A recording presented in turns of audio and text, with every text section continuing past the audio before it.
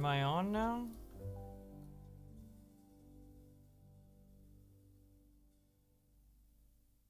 There we go. Thank you for the gifted sub, Frosty Shakes. I appreciate it. Okay, let's continue watching this video from Optimus. I was going to cover this because, once again, I probably have about 24 videos, if not more than that, to be honest. Maybe I'm not remembering correctly. But I have plenty, let's just say, videos in which I'm talking about these situations and I'm exposing these people and I'm talking about these things right alongside everybody else. But I still have had my Twitter mentions and my email flooded with replies telling me to talk about this. And I understand that the vast majority of these people are trying to do a good thing, right? People are trying to spread this message, to bring awareness to this cause, to really try and call on YouTube, to make the proper decisions, to make the proper response to this problem. But there's that very loud vocal minority that's going around and legitimately fucking harassing creators and calling them pedophiles if they refuse to talk about this. The entire definition of this story explains perfectly fine why a lot of creators don't cover these things. If you're a YouTuber and your livelihood depends on it, and you look at this type of story and realize that if you talk about it, you're likely going to be demonetized, you may have your video removed, YouTube may not be able to help you if a problem arises because they never help, and you realize that there's so many fucking potential headaches with covering this kind of thing because of how YouTube is basically, if not intentionally, suppressing people talking about these things. When you look at all of that happening, it's very understandable why a lot of these people are too scared or just refuse to talk about these things. Once again, I am not one of these people. I will talk about this shit because I'm established, okay? I can do this. I'll be fine, but there's not always a creator out there like that. And I'm thinking about those small creators on both sides of the end here because everyone deserves to be considered at some point. There are legitimately people going around on Twitter right now telling creators that if they do not make a video talking about this, that they are literally a fucking pedophile.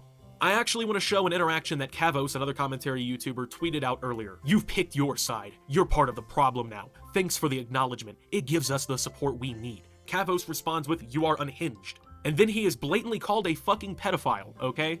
The thing is Kavos didn't even really do anything wrong. He literally just said, the hashtag is cringe, which, by the way, a lot of people have said. I mean, expressly giving YouTube the option to say, hey, we support children, or basically just calling all of them pedophiles, doesn't really encompass the reality of the full situation. It's more or less just blatant fucking incompetence by a billion-dollar company that we've seen for years, okay? I don't think that, there's a big YouTube board meeting where they're like, let's cover up the pedophilia talk.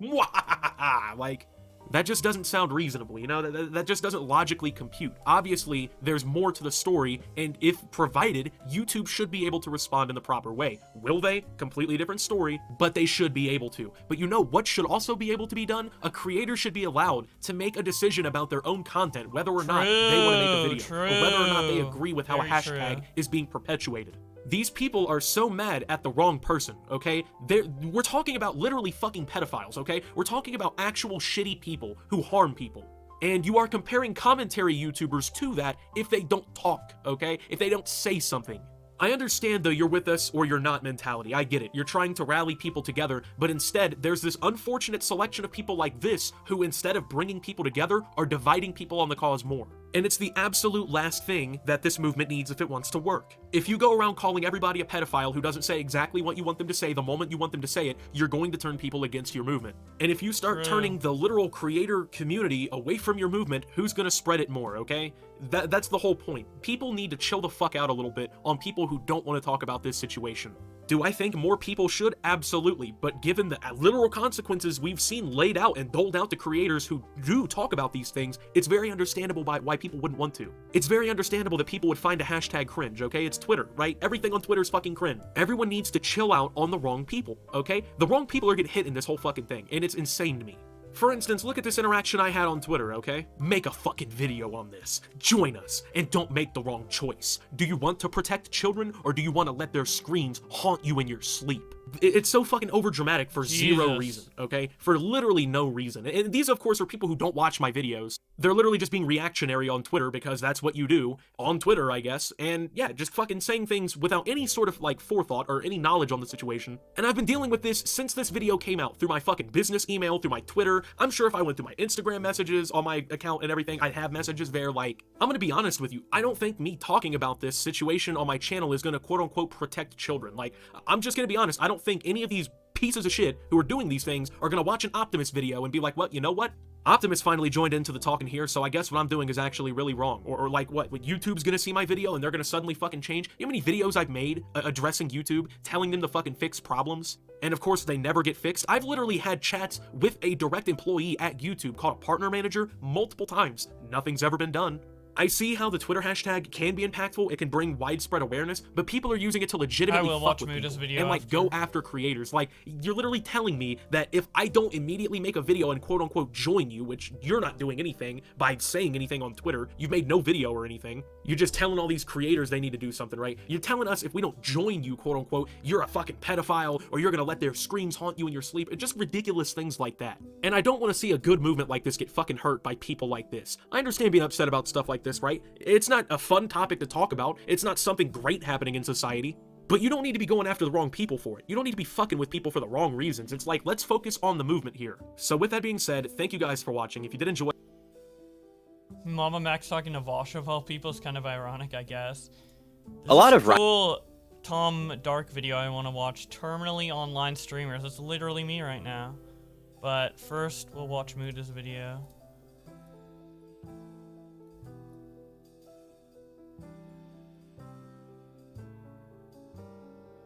Hello guys and gals, me Mudahar, and yesterday, one of my best friends on YouTube and in my personal life, Mama Max, has uploaded a video called Pick a Side YouTube, where he covers a 30-minute, sort of expose. Me included was in this video, a bunch of other YouTubers, some of my best friends, Nexpo, Nix Crowley, all these people, us four, were homies, we ride or die in this case. This was a situation that unfortunately we are all too familiar with. So let's get started real quickly. In this video, Mama Max was discussing a video he had produced, okay? A video by the name of, he abused hundreds of underage girls on IMVU. This is what happened to him. So IMVU is a social playground everyone gets into and people interact with one another. Now, he had received a strike based on the sex and nudity policy, where I guess Mama Max had showcased a bit too much revealing skin than what was actually allowed by YouTube systems. Now, to get things going, okay, edgier content on YouTube has unfortunately faced much more scrutiny in the last year than it ever has before. In 2019-2020, I loved covering this kind of content. Unfortunately, alright, as 2021 came by, and even 2022, where I had planned to have a lot more darker content, like I had back in 2019, will face a lot more review by my perspective, okay? This kind of content, because of how YouTube's shifting to a much more family-friendly, much more corporate-friendly environment, making content like that, unfortunately, will lead you to not only be demonetized, which is probably not even that important, at least in my opinion, but what really scares me is the age restrictions and the potential for having channel strikes attributed because of darker content you may cover. If you ever look at content that I make covering this kind of dark stuff, I censor a lot of stuff. I put blurs up the ass. I am very liberally applying blurs all over the screen, simply because I don't want to get a channel strike for covering this kind of content. I like covering this content, but if I cover this content and I don't cover every single basis, I face a channel strike. And at that point, if I upload something that is blatantly against YouTube TOS, I can't complain. I broke the rules. It is what it is. Which is why every time I edit a video like this, I scrub through the timeline. Not once, not twice, not three, sometimes up to 10 fucking times. That's how insane it's gotten to cover this kind of stuff. And even when you get demonetized for covering risque content, it baffles me because YouTube is one of the only places where that actually ever really happens to this degree. A lot of news organizations, even on YouTube, will cover dark, very, very advertiser-unfriendly material. I watched Tom's video after. God dang, guys, none of you guys are fucking happy, dude. But yeah, I got like age restricted on a video that wasn't even like that edgy. Like, what the fuck? Just because people said cracker in it a couple times? Like, okay. The fuck? YouTube is fucking crazy with this shit. Thank you for the $1. Mama Max is going on the kill stream next. Not really, but it'll be funny if he did. That would be funny if he did. Thanks for the $1. They don't necessarily face the same demonetization that everyone gets. I personally believe anybody that uploads content to YouTube, if you upload advertiser-unfriendly material, if YouTube is going to yellow Dolan everyone, they should do it across— Which video got age restricted? The newest one. White people don't exist, where I just talk about, like, being white isn't a race, dipshit. It's like, not even like that crazy. It's like, what? the board, regardless of channel size, regardless of how much traction or whatever the channel's identity is, whether they're mainstream news or they're independent news. Or if you're going to monetize one side, you should monetize everyone, okay? Either it's advertiser unfriendly for everyone, or it isn't. But we're going to get to this in a little bit. Max uploaded this video, and he had received a strike. He appealed the strike. The strike basically, the appeal basically just got rejected within minutes, from what I understand. This doesn't shock me. Back in the day when I covered the Cash App scam, that video was up, doing just fine. One day I received a channel strike, and I didn't understand why. To be honest, I didn't promote the scam. I didn't talk about people go. In fact, I educated people to not fall for the scam. Now, we all know that YouTube is primarily monitored, mostly from what it seems, with machine learning algorithms. There's simply so much content uploaded to this website that to have human beings sitting around watching every hour of uploaded content is literally almost impossible to do, okay?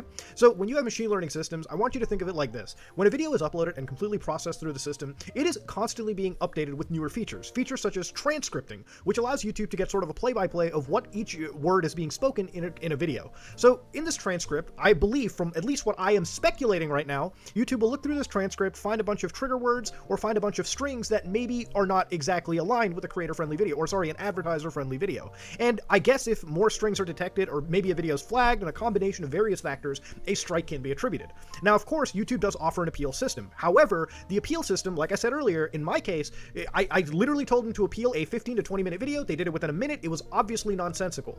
Now, again, YouTube, at least the support side, seems to have like a humiliation fetish. So if you have a large enough platform and are able to reach them out there enough to gain some level of attention, you may be able to get the strike overturned. Of course, especially if it's a false nonsense strike to begin with. But even then, that requires that you have a very established audience off platform rather than one right here. And that, of course, needs to be readjusted. Now, remember, if YouTube applies a strike to you because you happen to leak personal information, or you did in fact show a nude, like a buttock for whatever reason, then again, it's entirely a strike that can be valid. Now, that's not to, of course, discount the fact that YouTube does in fact have nudity on its platform. For instance, if you type in naked yoga or anything of that nature, you will find videos on YouTube, of course, definitely age restricted for the most part, containing actual nude material. Again, the difference is what is considered sexually charged and what isn't. Now, of course, back to the entire idea of strikes being applied, there are plenty of other creators that have faced similar issues. So let's go down the gauntlet. For instance, back then, Super Mario T, which is a good example to bring here, had uploaded a Smash Brothers Yoshi montage, where they uploaded years ago. They had actually gotten it striked because they were glorifying criminal organizations. And when you get a channel strike for glorifying a criminal organization, in some cases, YouTube will outright deny you from the partner program.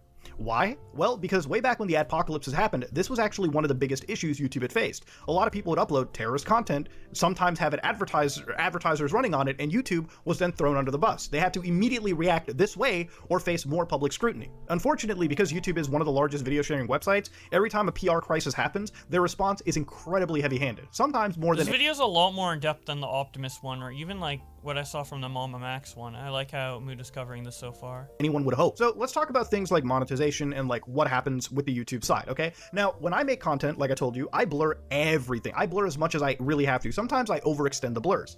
And the reality is, if I give away personal information, or let's say I'm covering something that does involve nude material in it, I have to censor every single aspect. If I show any nude at all, regardless sometimes of even how censored it is, I face channel strikes. So let's look at some of my videos. This is What is Trafficking Hub, the Trafficking Hub investigation.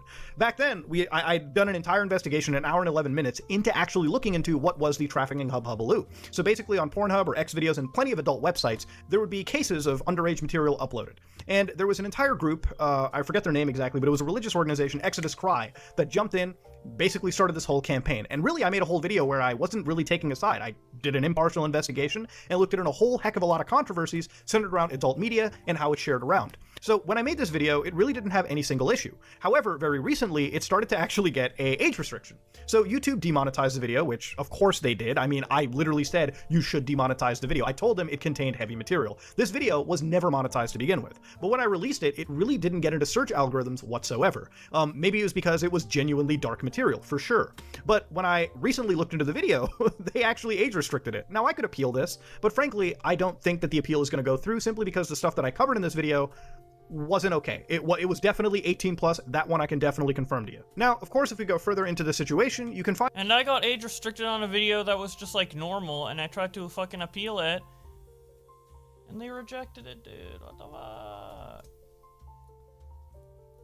find out that I made other videos like Disney needs to shut down this Club Penguin server, where I covered an actual predator that existed on Club Penguin, a really nasty predator on the Club Penguin private servers. Me and another YouTuber by the name of Kavos actually sat down and covered this on our own independent channels. We had literally been sitting together for days talking to each other about this situation. It was shortly after when we both made our videos and they blew up, Disney stepped in and shut down a lot of these private servers where these kids were actually getting groomed by really sick— Yo, thanks for watching, Skullduggery. Hope you're doing well, had a good holiday season.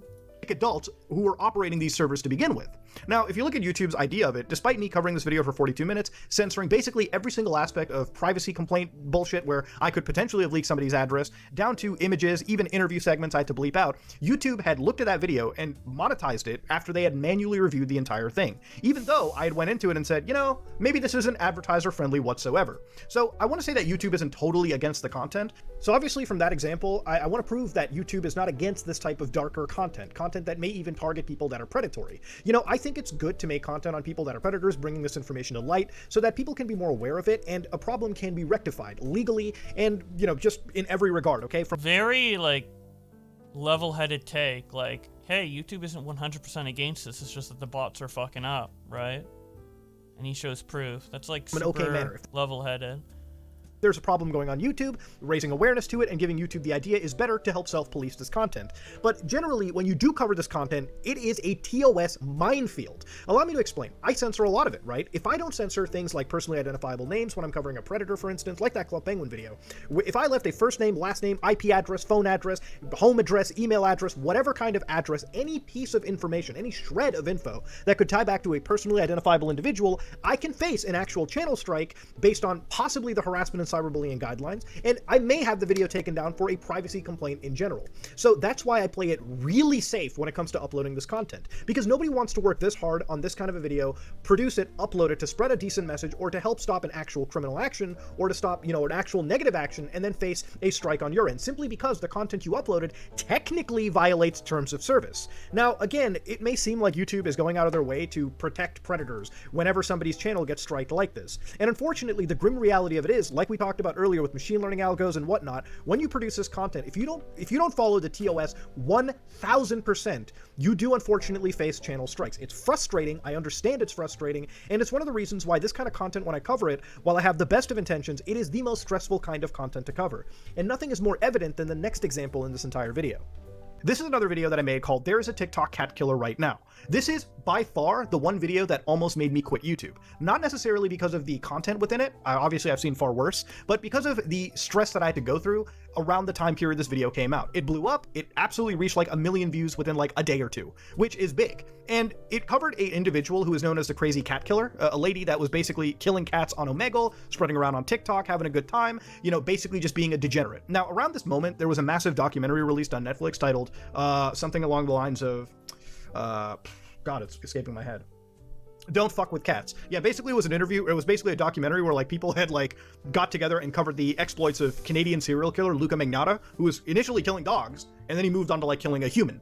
Maybe one more, I'm not entirely sure. That person's arrested and gone. It was a huge deal. Got a fucking Interpol red warrant out on him. Dude was arrested in Berlin, extradited back to Canada, and it was a wild story. Now, obviously, because of how popular that was on Netflix, a lot of people who were investigating jumped onto this trend. And that's what initiated a lot of this mob justice, if you will. People had taken matters into their own hand, they were trying to identify this individual, and they found them literally within hours. Honestly, around this moment, this person, from what I understood, was having a crisis. You know, obviously they were the scrutiny of internet detectives all over. And I didn't want this person to do anything regarding harming themselves. And this is where I was completely stressed out to no end. Luckily, nothing bad really happened out of it. In fact, the law enforcement got involved. In fact, the FBI jumped into it, and they actually busted this individual, took them to prison, and now they actually were sentenced to 30 months in an animal-crushing case. So this was a serious deal, okay? It was a completely serious situation, and frankly, the cops actually got involved, and they arrested the individual. Now, if you go to YouTube's situation, when I made this video, I had told YouTube that this video contained severe real injury, real death, because obviously, you know, animals died. Even if I blurred it, the animals still fucking died. Harm to minors or abuse of animals, obviously. Depictions of discussions of sexual abuse or domestic violence. Edited video gameplay that primarily focuses on graphic violence. So that's, I demonetized the video. I didn't care about making a dime. YouTube disagreed with that. They said, the video has mild violence. I can't believe YouTube age restricted your video. Hashtag pick a side. YouTube mayo monkeys or racists. So true. Thanks for the $1. So true. Graphic content, dramatized violence as part of animation, comedy, drama, or music videos, violence that occurs as part of unedited video gameplay. So even the video gameplay, they have different focuses. Like if you play games like Manhunt, obviously that's not video game friendly for advertisers, whereas, I don't know, something like Call of Duty might be much more tame. Anyways, the point is, YouTube was on my side for some of these videos, despite me saying that probably isn't the smart choice, okay? It wasn't advertiser friendly in my opinion. YouTube disagreed. Now, there's a few things that I find a little bit questionable, at least from my end on YouTube, and some of it is the tweeting from last night and really honestly for a couple days ago, where Max said appeal denied immediately. I'm giving you the opportunity now to resolve this peacefully at Team YouTube. Where I think it gets kind of a little questionable a little bit is the constant tweeting and tagging of various other figures on the internet. And of course, I understand the idea over here. I understand the concept of, hey, listen, we got to get more eyes onto this moment. But when you post something with the words children or pedophiles, it tends to really elicit, in my opinion, a very emotional response in this entire situation. And look, at the end of the day, I understand what Max is going for. He doesn't have a malicious angle in any of this. This is a close friend of mine. I know him from a personal level. And the reality of it is, the way that this is framed definitely incites a lot of emotional response from the people jumping in. And there's no reason, there's no doubt that there's going to be people who look at this and think it's just a little bit heavy-handed. I can get that whole angle. So one other point of contention that I have in this video is this is a slide that played just before Max had a giant collaboration smorgasbord in his video, where this one part where they also, referencing the actual creators involved, don't exactly know what I intend to do with this video, so all accountability and any consequence that this video may cause should fall upon me and me alone. Now, the reason why this gets to me a little bit is that if you're going to have this many people, and remember, I walked into this, I knew what Max was going to do with my video segment. This is why I participated. I trust Max with the content that he makes, and I know what he was doing. But Damn, I'm surprised Muda's being a little critical of Max here, considering he's saying he's a close friend. I respect that even though he's a close friend, he's still gonna, like, say his opinion, even if it's not 100% positive. I respect that, man. But if you involve anybody in your content, you need to give them the A to Z of what it is that you're uploading. You don't want to have any awkward situation where somebody gives you their likeness, and they may not know exactly what it's being used for. It's just, I think it's a much more professional scenario. Then again, when you are collaborating with 50 people, maybe I can sort of understand that situation. Now, that being said, though, I hate the fact that the discourse around this is conflating to the entire idea of, like, you know, children versus pedophile. YouTube, which side are you picking? The reality of this is that the content that is being produced in this manner, and Max makes stylized content. If you're a fan of the game Hotline Miami, you're going to love his channel, okay? But if you play Hotline Miami, you know that necessarily expressing negative people, even in the world of the internet sphere that we have, in that style, may necessarily not be as friendly as it could be with YouTube's TOS systems imaginable. So again, it goes back to the earlier point. The way that the YouTube TOS system works, unfortunately, people who have the best of intentions in basically exposing really negative shit to public light ultimately face some issues in terms of having themselves striked. And it doesn't just stick around to the pedophile stuff too. It can go even further into, like, other aspects of negative content on the internet. People who may be animal abusers, for instance, who make fake rescue channels, may ultimately be exposed to some level of harassment or cyberbullying if somebody chooses to cover them. Obviously, again, these are emotionally charged subjects. Every time you cover something like this, there's always going to be people that just go extremely into the situation. Like the cat killer video that I talked about earlier, as soon as you cover something as sensitive as animal abuse or really any kind of abuse, people jump in, and there's a lot of vigilantism that kicks in, and some people go above and beyond where they really should be. Now again, I trust the content that Max makes. I watch a lot of the videos that he himself gets striked on, and even in my case, I have a hard time really pinpointing what time code would really go against YouTube systems. Again, it's just a bad situation all around. And even if you have the best of intentions, if you don't follow the TOS 100,000%, you yourself can be on the chopping block instead of those who, in my opinion, deserve it a lot more, especially on this platform, and really any platform to begin with. For YouTube, it's not that edgy content is wrong, it's just some people's portrayal and coverage of edgy content may cross some TOS situations that frankly shouldn't have happened. Now, for instance, Max isn't the only one that covers content. He makes good content, but there are other people that cover predator content. In fact, there's a whole market of it on YouTube. One of them is People vs. Pred, a pretty small channel, but the only reason I'm talking about this is literally 3 weeks ago, they had actually caught one of the executives at PlayStation Network. Now, you might be wondering, oh, Muda, what's up with the big goddamn blur today? The reality is while this content has existed for weeks, months on YouTube, in fact, there's probably near 100-something episodes, I can't show you a single image, because frankly, you're looking at the actual face of the person that is being accused, and in certain cases, these titles actually have first names in them.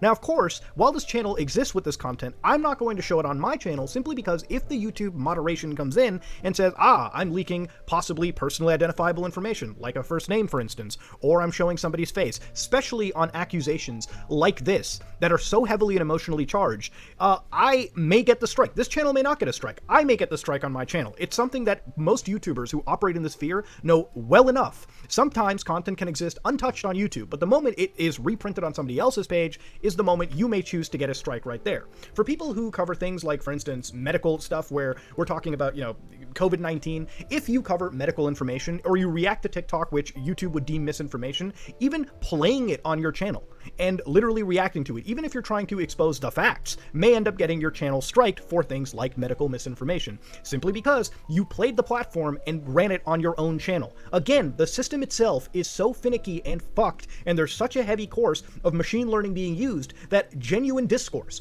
genuine discussion, and sometimes coverage of content really is a double-edged sword. It can absolutely backfire on people even with the best of intentions, which in a lot of my friend Mama Max's case, this is something that I see. In fact, a lot of people covering darker content who suffer this stuff typically face it because they weren't exactly 1000% careful with the content that they posted. It's aggravating, yes, but that's unfortunately the system we operate in right now. Now, Max was taken down for a lot of things regarding YouTube's TOS. For instance, he was taken down for the sex and nudity content policies. So from what I understand, he might have shown something a little too risque. Now, of course, if you're posting content, you definitely don't want to show any content regarding genitals, breasts, or buttocks for the purpose of sexual gratification. So to understand what they mean by that is, if you're actually uploading adult material like pornography, that's like, you're done. You're getting a strike or your channel's being terminated. However, if you do naked yoga, for some reason, because it's not sexually gratifying, because it's just an exercise, that's okay. That's fine. You can upload that to YouTube, and for some reason it'll be age restricted most likely, but it can show up on YouTube. Of course, you've got things like pornography or sexual acts, which immediately do get removed.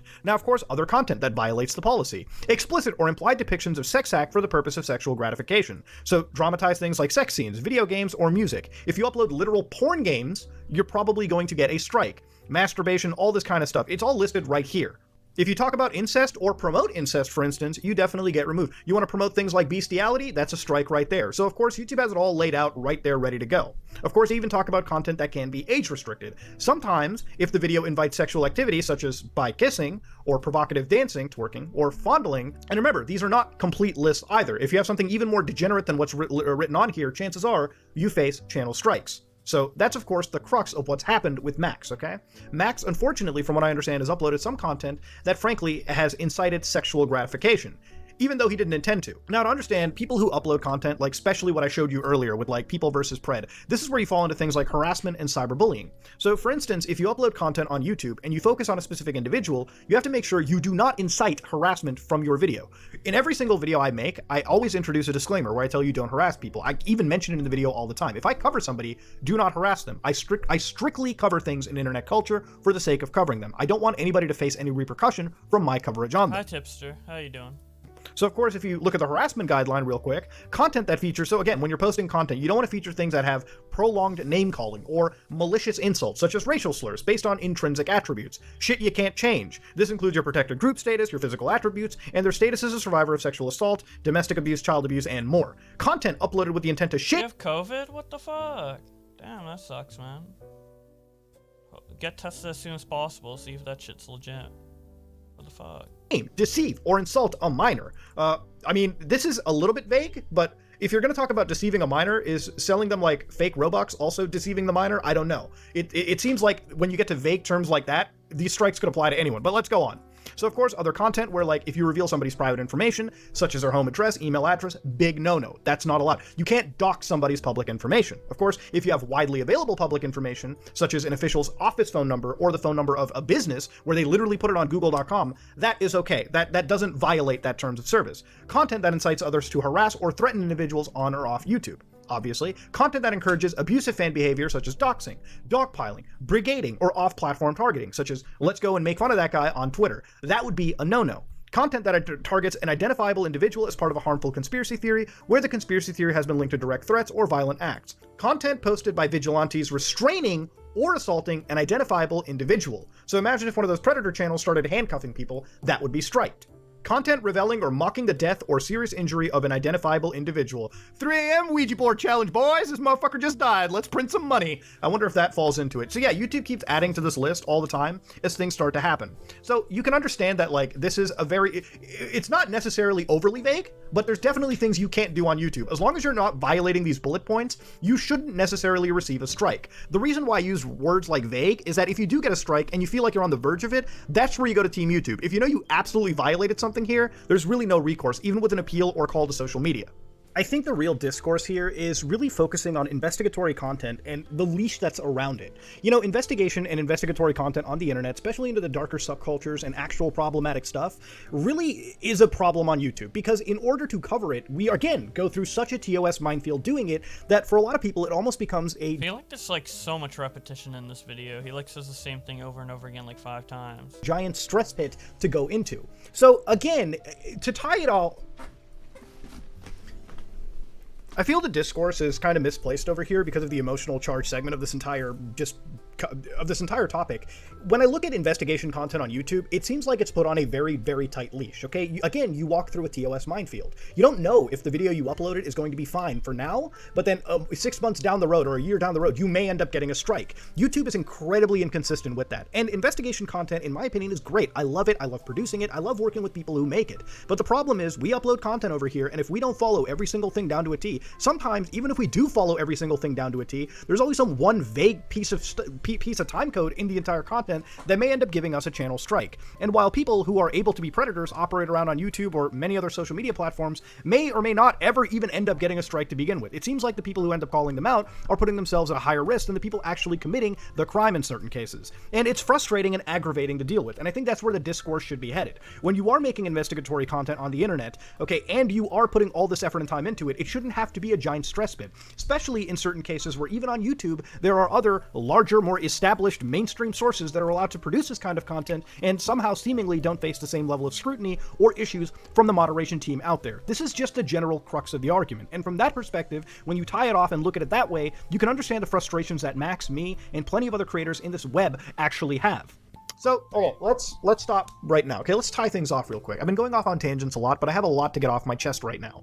So, when it comes to YouTube, and when it comes to the idea of, hey, is this site picking a side between protecting individuals that are predatory? And I feel that if you have predatory issues on your platform, if you have people who are predatory, and you have a platform, you should use your platform to call out actual predators on the internet, okay? Simply because when it becomes that big of an issue, it escapes all of us, and then the mainstream media starts picking it up, and then they cover stories, and then the apocalypse happens again. Creators go through issues. When we creators can self-police and call this stuff out long before and have YouTube's attention raised to it, it honestly is, in my opinion, a good thing, because YouTube can see that there's a problem, they'll jump in, they'll hopefully stop as much as they can. When it comes to... This is what happens when I don't script my videos and they're pretty concise, so...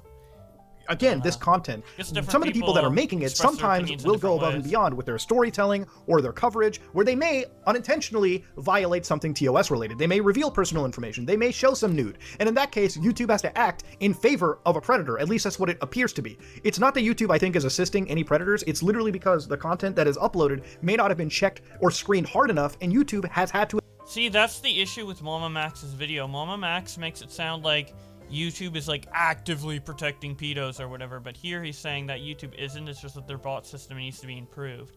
If his video was more of the message of like YouTube's automated systems are really unfair to investigation channels and etc., which is pretty much the main point he's making, but if that was like more hammered home rather than YouTube being, oh, pick a side, pedos or no pedos, I think the video would go over much better. But to enact its TOS on that content. So, do I assume that Mama Max will get a strike if he re-uploads that IMVU video with the offending material removed? I don't genuinely believe he'll have an issue.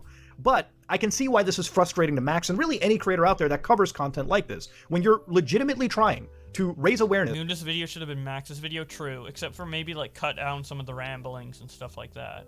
Like, Muda should have just made this video, given it to him, and like he should have used it as like a pseudo script. Like, of something bad going on, and you in turn get a strike. No doubt it pisses you off. But I just wanted to add my take onto it, my little nuanced belief that this is obviously a big issue. And obviously I think going forward, YouTube needs to have a better assessment of policing the content that is uploaded generally around, a better method of reviewing the content. Honestly, the review system itself needs a bit of a redesign, because the way that it exists right now, it feels like no human actually watches the content that we post. And when it comes to darker, edgier content, I honestly feel like YouTube should really eat up and allow that content. YouTube is a place where anybody can upload. We literally have YouTube Kids to separate the kiddos from the adults. So why is it that even to this day, edgier content, not even edgy content, but content that's just mature in nature, has to suffer so many issues? Absolutely baffles me. Ladies and gentlemen, let me know what you think about it in the comment section below. okay, that's the video. Damn. Pretty good video, to be honest.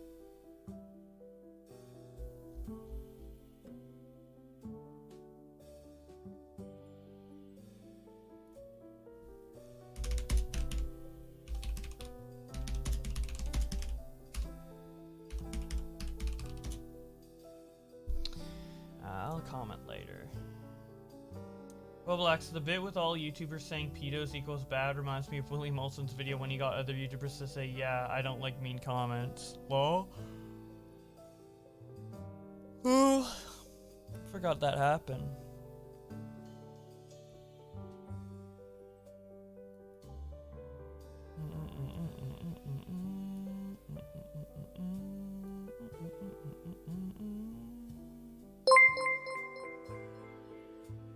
Yo, thanks for the 2-month sub, man, or 3-month sub. Hopefully you're having a good time. Alright, let's watch Turkey Tom's video. Rise and fall channels on YouTube seem to have an interest in the length of a content creator's career. How long will they last? I'm interested in that too, and I'm also interested in streamers who are terminally online. So today, I'm going to talk about it. Fuck this anime shit, man. I like Tom's videos, but he needs to get these cat girls out of here, man. Crippling mental disease? Literally anyone who fucking puts this in their videos. Crippling mental disease. Come on, man.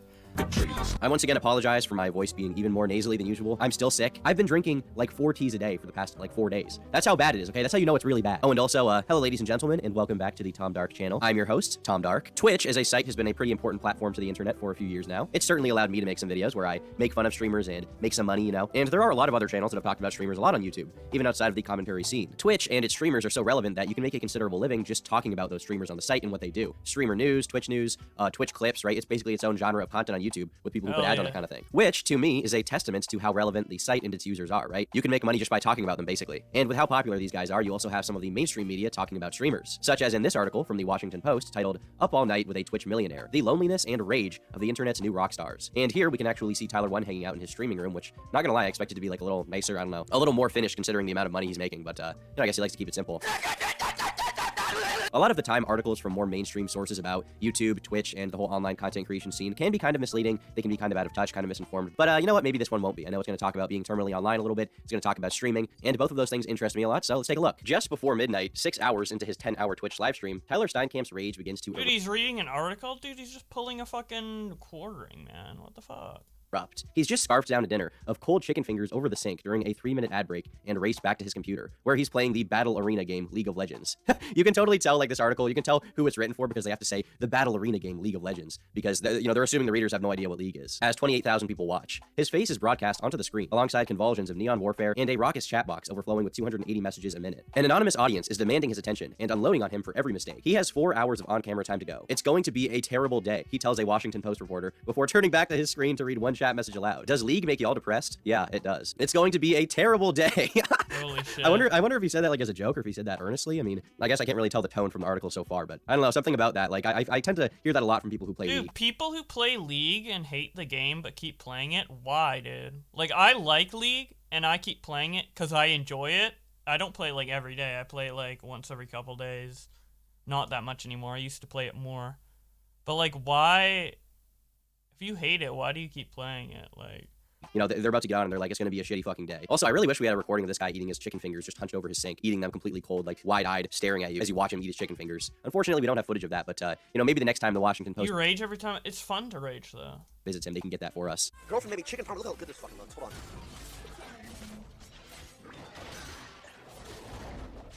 Oh my god.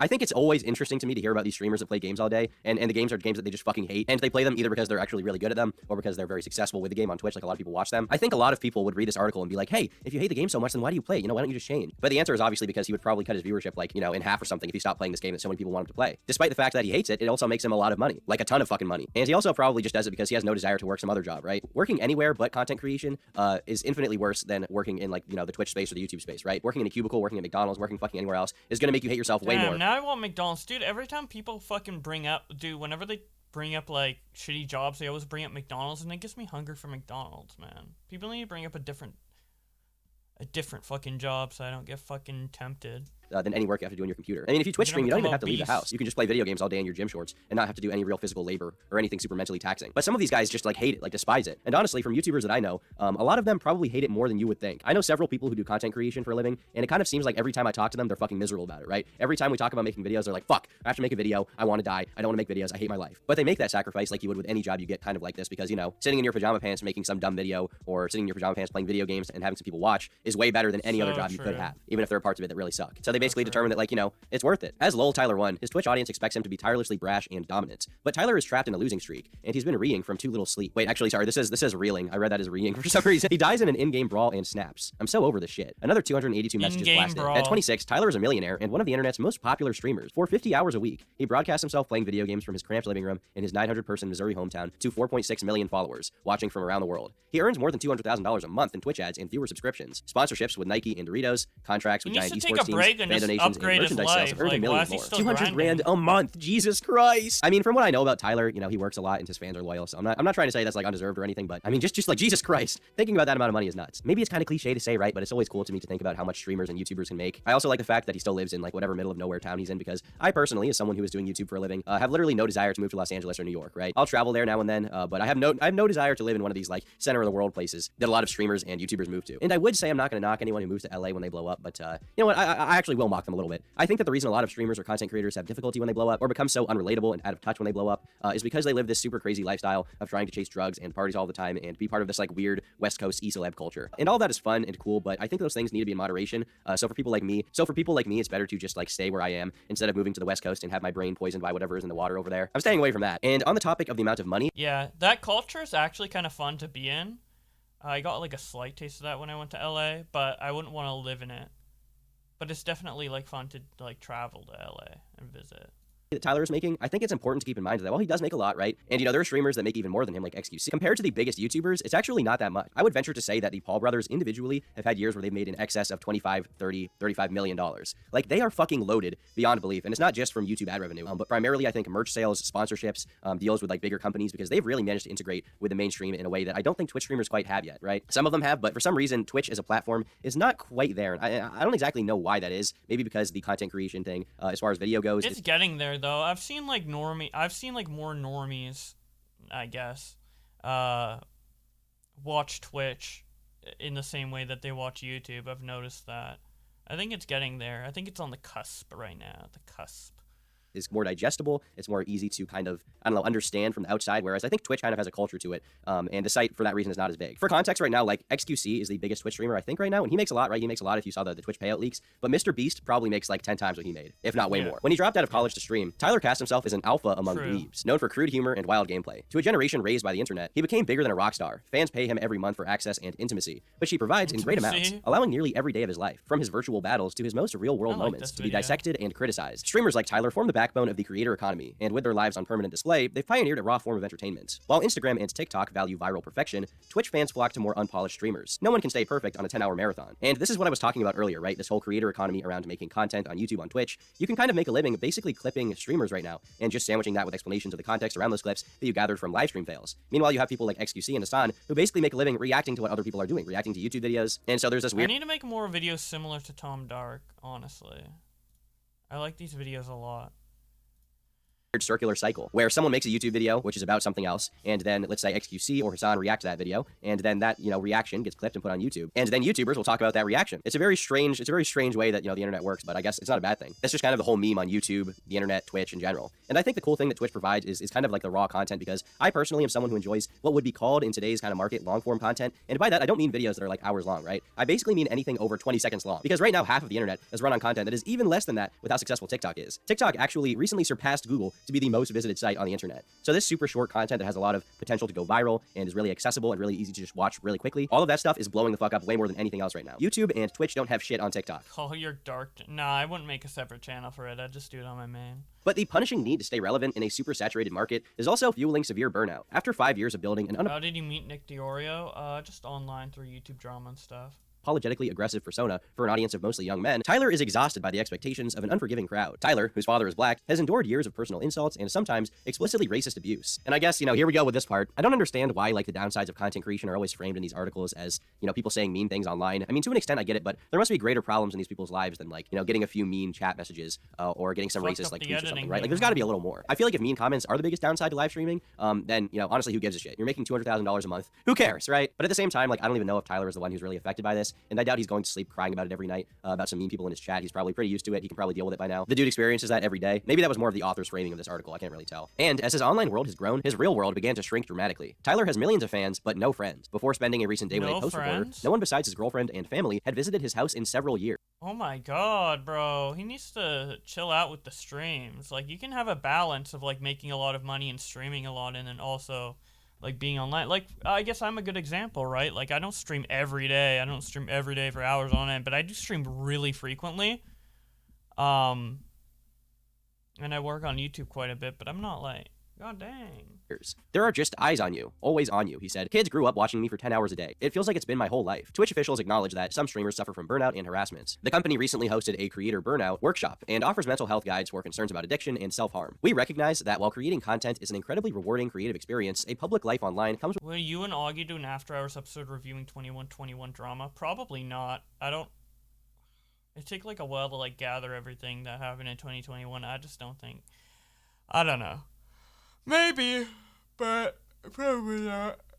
with its own pressures and challenges, a Twitch spokesperson said. Now, this is something that I personally find pretty interesting. There have been a lot of articles I've seen about online burnout and streamer burnout, and even videos, right? There's a lot of discussion around it, sort of downsides of streaming and content creation, the mental health issues around it, and I understand that to an extent. I understand why it's an important discussion. The terminally online meme is something that I can definitely relate to a bit, right? As someone who spends a lot of my time making YouTube videos, thinking about YouTube videos, watching other people's YouTube videos. Definitely, as I become a little more successful as time goes on, I kind of feel myself spending less time in whatever you would call the real world, right? I dropped out of college because I hated it, so now I'm technically doing content creation full-time as my job, which feels pretty good. But especially on Twitch, I think that these guys feel this urge to basically sacrifice everything for their success and push themselves to the absolute limit, right? Nope. Yeah, BWC is doing like a content review thing, a drama review thing. Friends, they don't talk to their family, they don't talk to their girlfriend, they just stream, and that's the only thing they do, and that's the only thing they care about. But this is kind of being reframed as like a new problem and a new thing, when in reality, like, this has existed, since the beginning of time. People who have wanted to succeed have been giving it their all and sacrificing a little bit of their sanity for that for a very, very long time. Sometimes to be the best, you have to give that shit up in order to achieve what you want. Some are willing to make that choice and have to live with it and are okay with that, and some would really rather stream a few hours a day and spend the rest of their time smoking weed or something like that. So I kind of take issue with this framing of like mental health around streaming because, it's just not a new thing, right? While I think that maybe a light should be shined on it and it's important to acknowledge, it kind of pisses me off when YouTubers and streamers, and sometimes, these articles will act like it's the platform's duty to save their mental health. I talked about this a bit before in another video I did recently, where I talked about the 1 out of 10 rating system and a bunch of YouTubers complaining about that. Pushing this change under creator well-being is so disingenuous when that rating system still exists. Well, I did not like or retweet this tweet because I don't agree. I vehemently, strongly disagree. Well, I agree that YouTube is being disingenuous about really caring about the mental health of creators because, frankly, what can you expect? Even if they wanted to, a company cannot fix the mental health of or help the mental health of hundreds of thousands of creators in any way. They're not your therapist. They're a website. The rating system is a great thing. The nature to any job is that sometimes you do better and sometimes you do worse. Sometimes you will do well and sometimes you won't. And to do better, you need to be told when you're doing worse. This should not be a mental health related issue. This has nothing to do with that. This article I don't think is necessarily pushing that same kind of idea, but it is frustrating when people act like these websites need to be responsible for their mental health. Like, no, they're not. You are responsible for your mental health, no one but you. But as I read on, this article kind of paints a somewhat like miserable picture of Tyler's life, and honestly, it sounds kind of sad. Like, I don't know. It's a very depressing read, to be honest with you. Like, this next part is probably like some of the most depressing shit I've read about a streamer. Some days he doesn't have the energy to become the amped up warrior his crowd expects. He tries to fake it, he said, but he can't always come alive. If you take one day off, they're like, "Where were you, bro? How could you?" he said. So I don't miss days. Ever. When he stops streaming in the hours before the sunrise, he's often too drained to speak, peeling off his headset, rubbing his face with his palms. On off days, he rests his throat, going entire weekends without saying a word, lying in bed watching 10-minute YouTube movie recaps on his phone. He still enjoys the thrill of competing, sparring with hecklers, and captivating a crowd, but he sometimes looks in the mirror at the rings under his eyes and thinks about how blissful it must be to work in a cubicle, free to sit silently, do nothing, and think. He's feeling more anxiety than ever and more obsessed about control, getting worked up if his headset feels off, his chair sits weird, his mouse has moved even an inch. How bad is it going to get? He said. In 5 years, am I not going to function if my right shoelace is tighter than my left? This does not sound like an amazing lifestyle to be living, but as the article states, he does like some aspects of streaming, and there are parts of it that he knows are amazing and appreciates and has a lot of fun with, and at the same time, he knows he's setting up his future for success. Like, he's not spending a ton of money, he's putting most of it away. But I guess what this has me personally thinking about Or just change your schedule to do it like once every other day. Who cares? Like, they won't die if they have one day without Tyler 1. It's like, how long will all this last? And by the time it's over, you know, what will you even have to enjoy? What will you even have to like, you know, if you don't have more roots down in real life? Who are you going to be? Which is why I think, as tempting as it is to sacrifice everything for content creation, I just don't think it's a completely good idea in most cases, right? You can sacrifice your ability to be happy right now, but if you give up your ability to be happy in the future at any point, then that's a very bad thing. You don't want to fry your brain cells to the point that nothing outside of making videos or Twitch streaming makes you happy at all. I'm not going to read this entire article in this video. It's pretty long, so I'm not going to do that to myself or you guys in the video, but if you have the attention span, you can definitely go check it out. As fun as being 1000% terminally online is, sometimes, you know, the rewards can be fun from that for sure. I think it's important, boys, to remember that 1% that you maybe don't give up, that 1% you keep, you know, maybe your friends in real life, your friends from your hometown, your social life. I think those things are kind of important. So keep that in your life a little bit, okay? Don't become completely miserable. Don't become completely terminally online. Or else, you know, you may make a bunch of money from it. You may have some success from it, but when it's over, what's there going to be, you know? If you guys like this video, then be sure to leave a like on it. I'm gonna comment. There's a balance between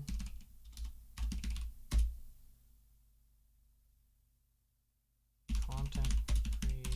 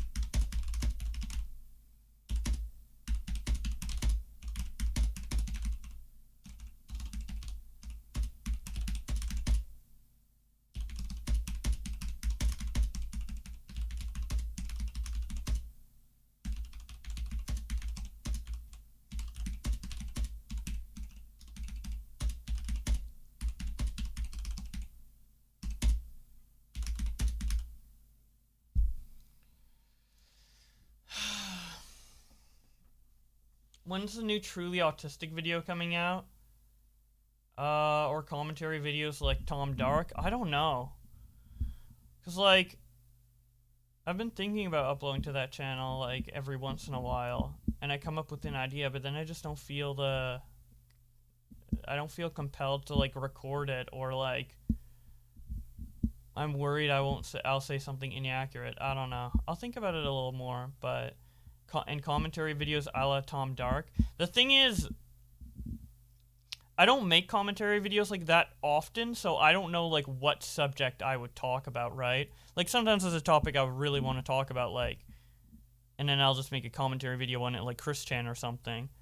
But other topics, like, I don't know, like I'm not like Tom where I would see that article and immediately make a video on it, you know, because I just don't have the mindset of like seeking out that type of content or thinking that it could be made into a video. Right now I have the mindset of if someone argues on Twitter, that's a video, right?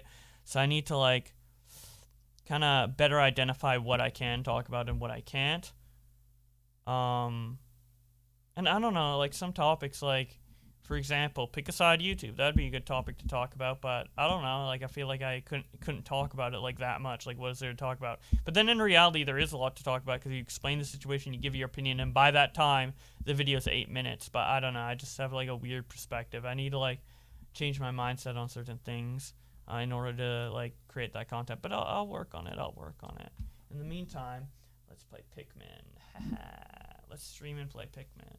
Like before I could like barely stream because I didn't have the mindset of like how I could get into streaming, but now I have been streaming, so it's just gonna take some time. But hopefully by this time next year, I will have like Truly Autistic popping off a little bit, at least with some more uploads, and then hopefully I'll be like well known for like a hybrid of Twitterverses and commentary videos, and not just Twitterverses or something like that. But who knows? We'll see. All right, let's see what's up with this level, man.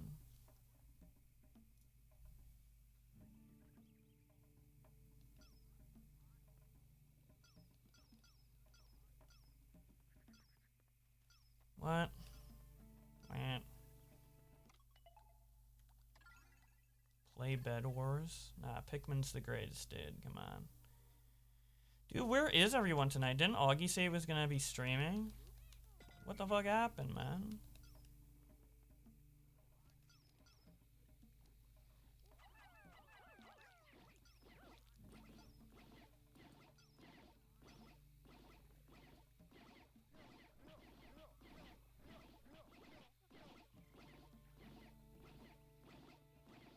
the boys are at. They fell asleep? What? Why am I waiting in line for a new keyboard? When have I ever need to wait in line for a new keyboard? I'm confused. Where even is the exit?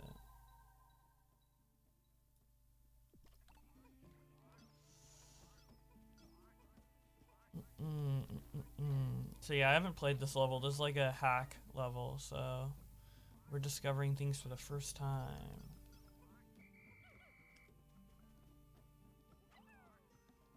Figuring this out together. What the fuck, man? The fucking branch, dude. I meant to throw it at the wall. I have to find another one. The fuck? The fuck? That's fucked up, man.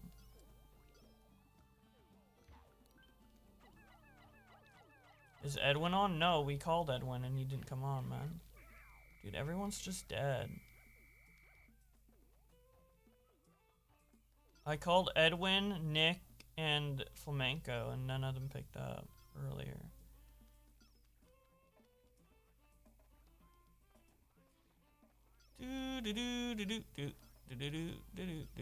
I like the music in this.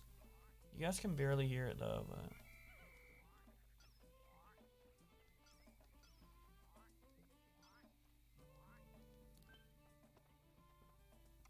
I'm gonna retry it. Also, I'm gonna turn up the volume on it. Call Muda? What? Why? Call me?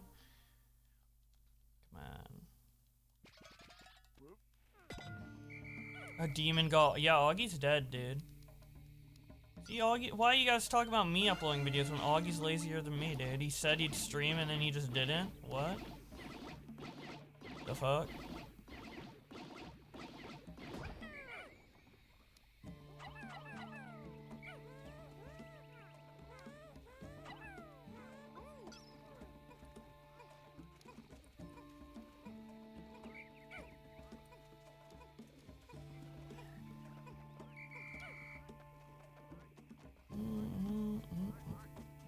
Gaming, what's up, jabroni? How you doing? How are you doing tonight? Hope you all had a good holiday.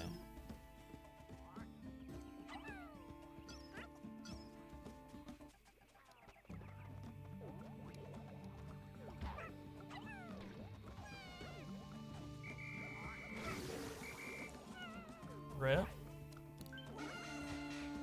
Calling for it. I don't know. I really don't feel comfortable just calling random people on streams. I'm not that type of person. Yo, happy birthday, Polis. Hell yeah. That's awesome. How old are you now?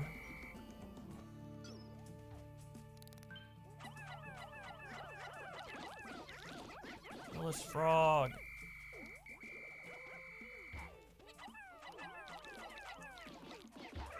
Hell yeah, you're same age as me now. Nice. Turning 25 in April.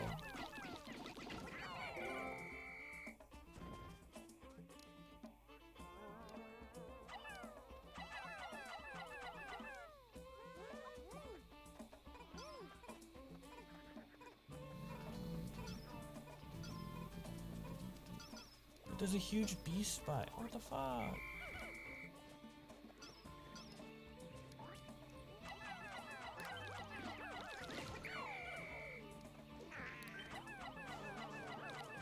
This game looks nice though. It came out 2013 and it still looks really good.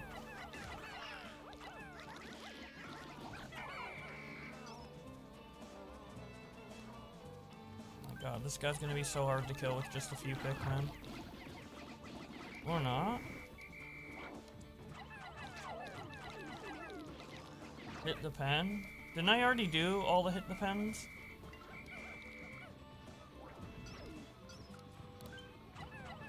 You played McDonald's on the game? Oh, I remember like the GameCube and N64 kiosks at McDonald's. Those were cool. I think I played like Melee for the first time on those. Or like Double Dash or something. Oh my god. What the fuck, man? What the fuck's going on? It's so hard to control this.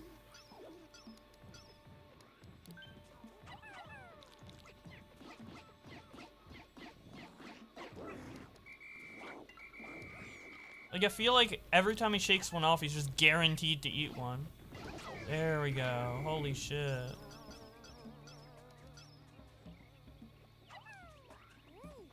Man. Will I even have enough Pikmin left to carry everything?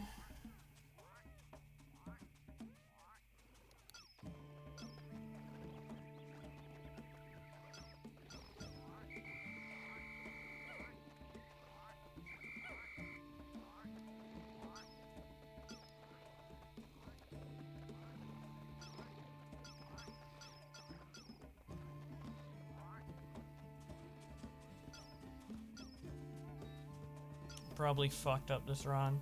Would you ever write an article on Trauma Alert? Hell no. Why would I? Number one, I'm terrible at writing. I haven't scripted like anything. I'm super terrible at writing. Number two, why would I want to do something for Keemstar? What? Like, what benefit do I get for writing on his shit?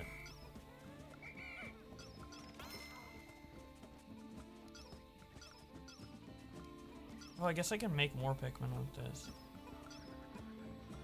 You should start a second podcast? I guess. I don't know who I'd start it with or what we'd talk about, though. I kind of already do after hours and these streams or whatever. So... I don't know.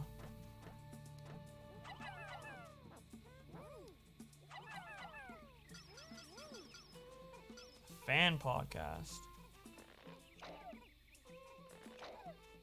Can be a check. You get to be a journo without a check mark on Twitter. Yeah, what a great deal, dude.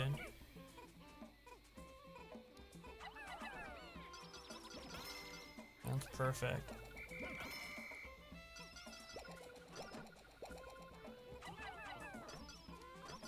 Yeah, the Drama Alert site is really crusty anyway, dude. Keem's whole brand is kind of like crusting up. Like, no one gives a shit about Drama Alert anymore, realistically.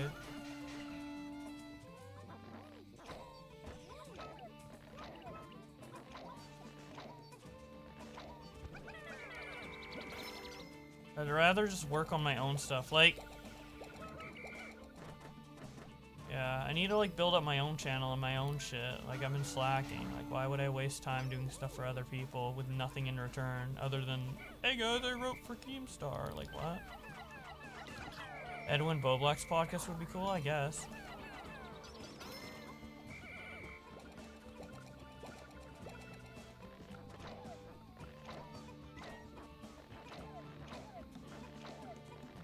Podcast is used to sound like a disaster. Yeah, it kind of does. No offense, chat.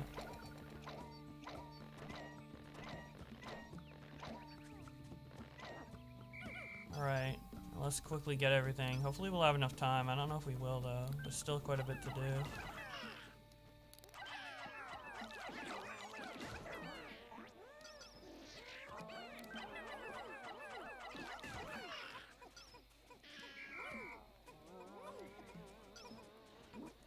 Oh my god, these orange bitches. They're so scary.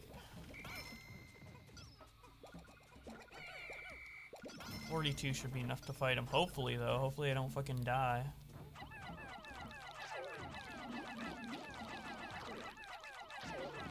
Please, just be enough.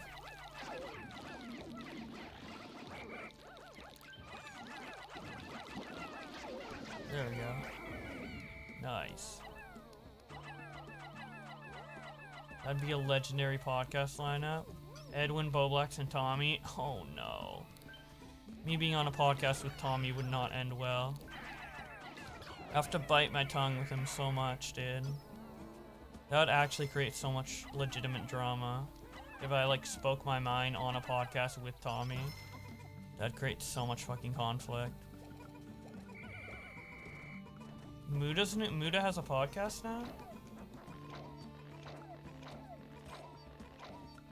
I'm down. If he invites me, I'm down to come on. I didn't know he had a podcast.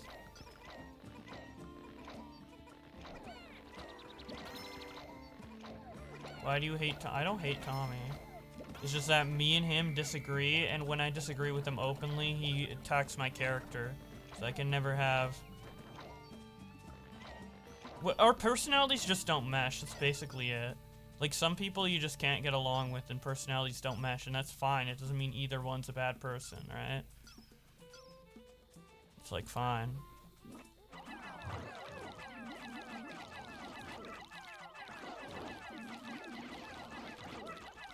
I have a lot of aggression towards Tommy. I don't think I do.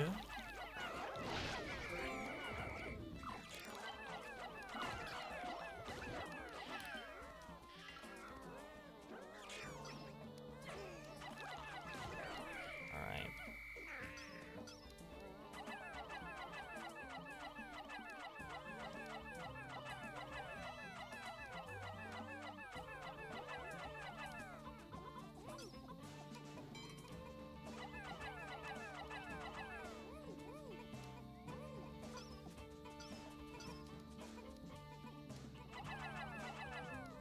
I just don't think a podcast with me and him would work well.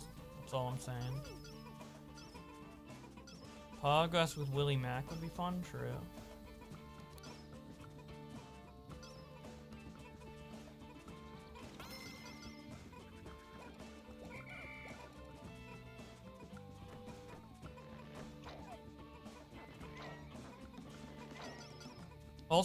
Also our personalities in terms of how we react to drama is so different. He takes it like super seriously and I take it like super not seriously, so I think there'd just be a lot of conflict on pod. I guess it'd be kind of fun in like the baited sense where we're like always fighting, but I don't think it would last, and I think it would be stressful and just create drama and be like, and I don't know. It could be explosive though. Doesn't sound like the worst idea in the world, but I don't know.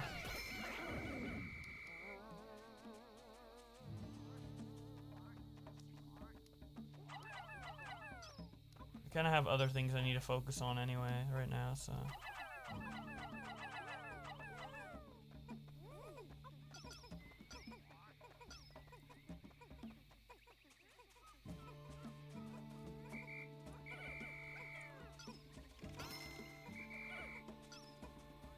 Let's see if I can get everything done on time. Probably not, but we'll see.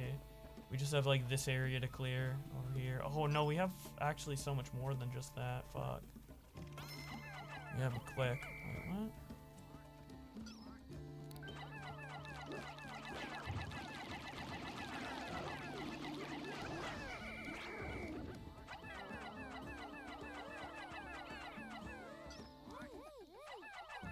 Where's this fucking lemon at?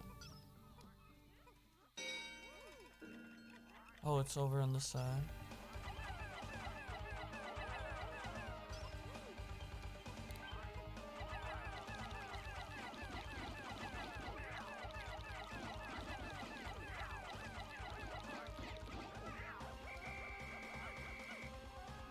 What? See, why aren't I whistling the guys, man? The controls on this are so fucking clunky. Wow.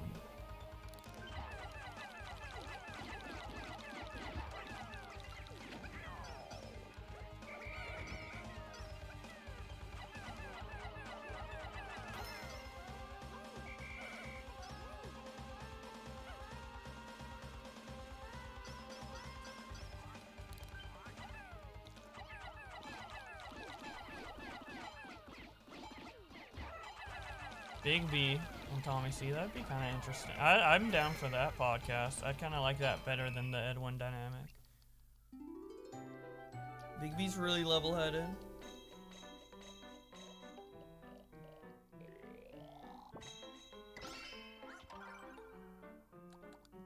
Let's try that one again. I feel like I can actually complete that one. Now that I know where everything is.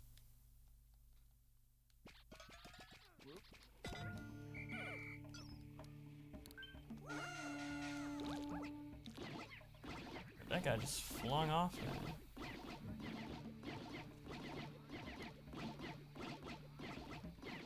I don't know. Technical said sometime next year, and I doubt it'll be really on Bigby. I think it'll be more on Nick and Augie. More, and maybe Edwin. More so than anything else.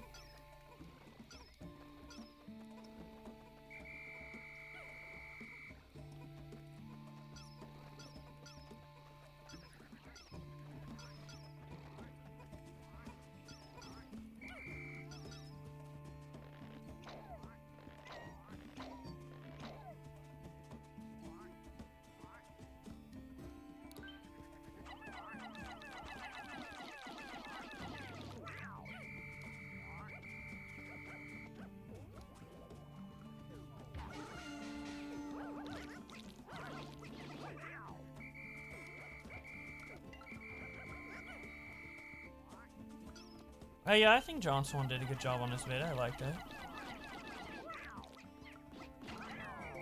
Kind of, oh yeah, I think Technicals will respond to John Swan too. That'd be interesting to see. I mean, I'm sure there's some flaws that he can point out that I just don't see yet, so it'd be interesting to see what his opinion is on that.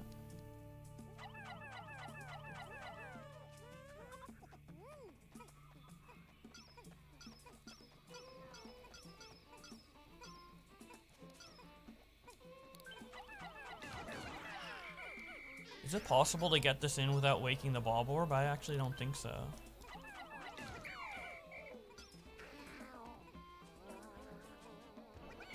Wait, it is. I can just make enough Pikmin to kill him. Okay.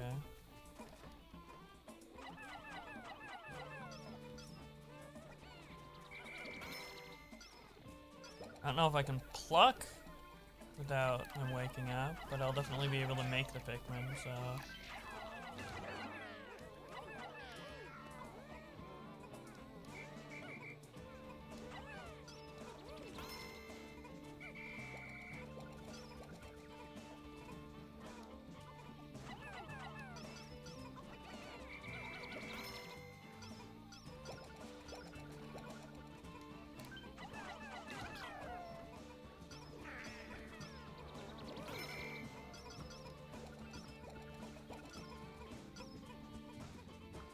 John Swan, Edwin, Boba, that'd be a cool one.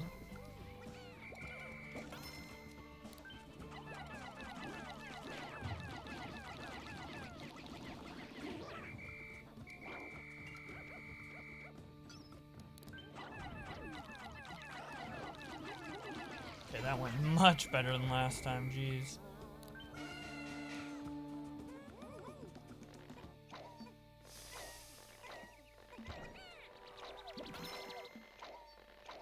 Yeah, I'm down to do a podcast with whoever. I just need to make it so I'm not like in charge of like setting it up or getting it done, because I have like a lot of other things I'm doing.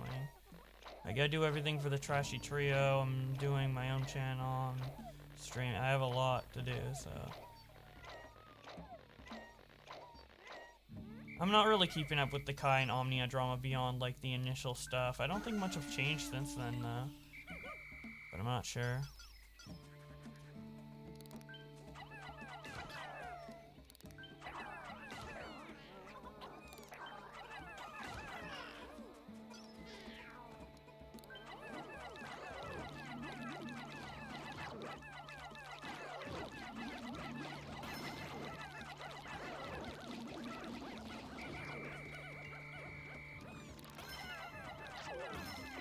Is there any YouTuber you genuinely hate? Not really.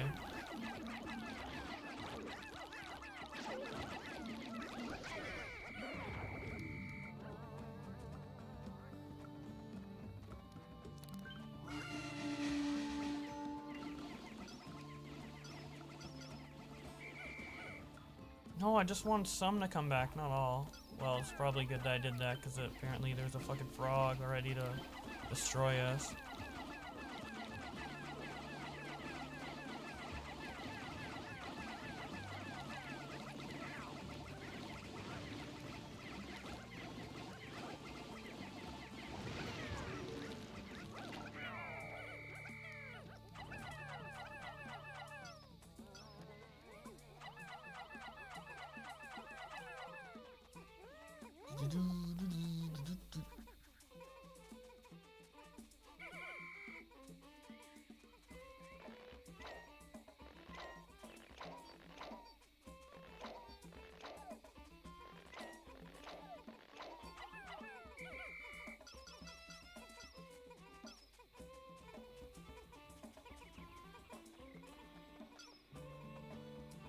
think we might complete it this time. We have a lot of extra time.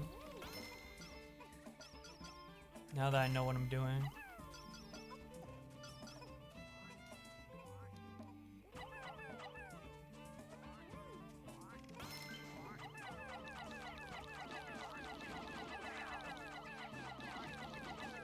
Murder this bitch!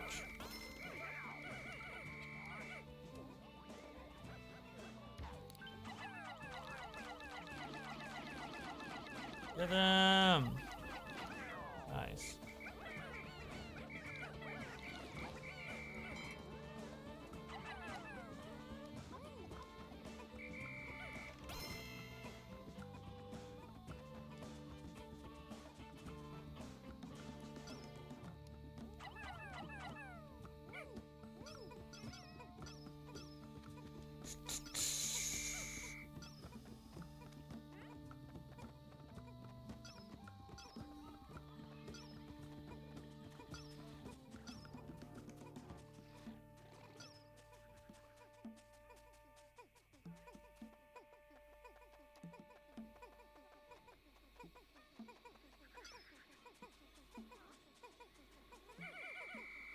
The weird diagnosing Tommy does is so cringe. Yeah, I don't really watch Tommy's show, so I don't know exactly what he says, but...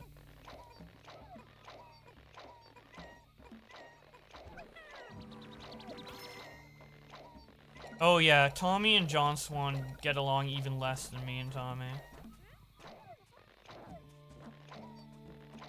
Yeah, I'm still friends with John.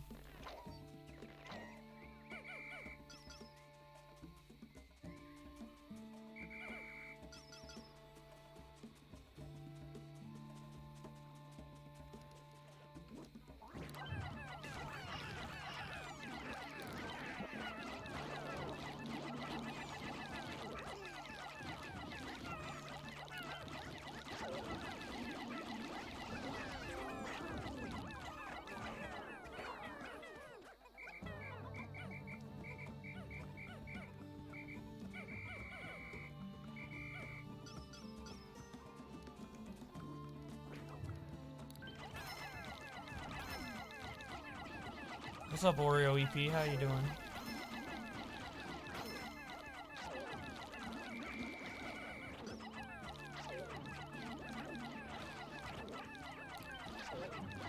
Man.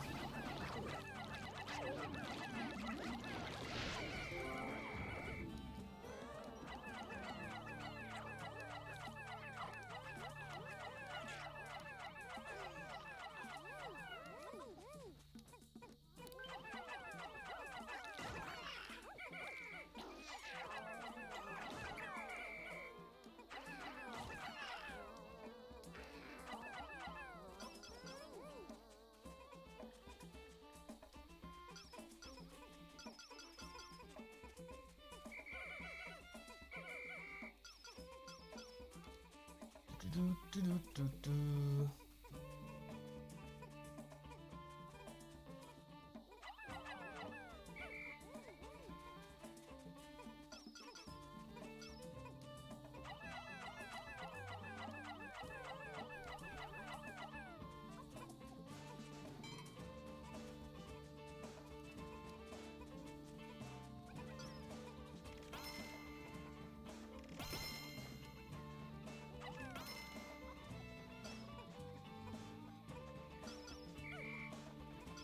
Okay, hopefully 20, my day's been fine. Sorry about that weird response. Yeah, 20 Pikmin should be enough for this, hopefully. Dang.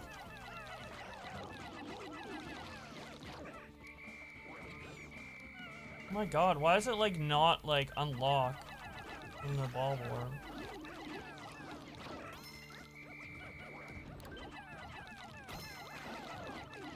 There we go.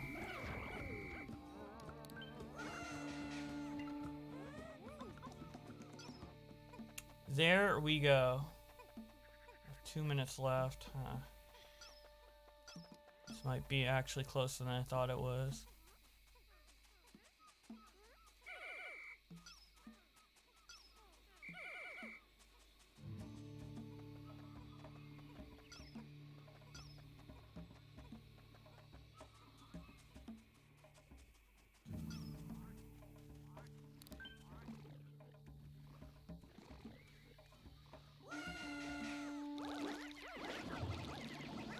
Yes, nice.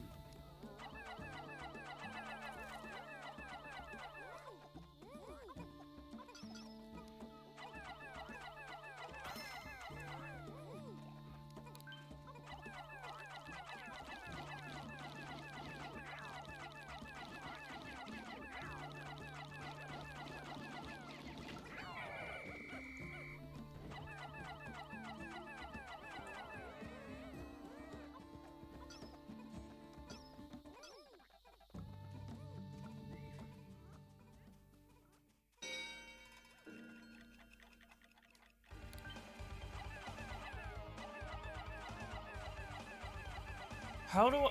What? Why can't I get my Pikmin in there? Oh. Like what? Okay, that's the last one right there.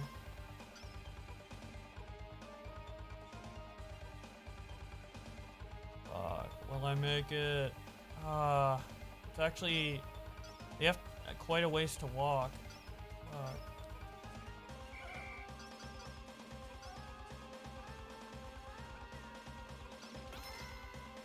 Come on. Wait, what? No, what the fuck?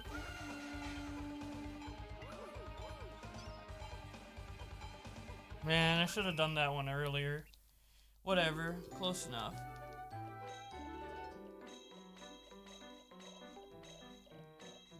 Fuck.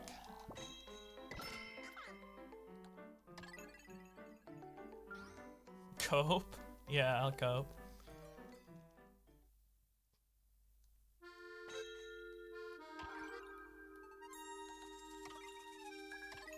Bleak Lake.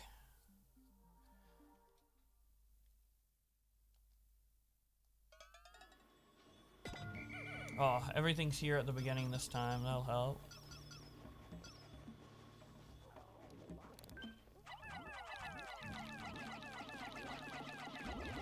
Roblox Star Turkey Tom podcast. That'd be fun.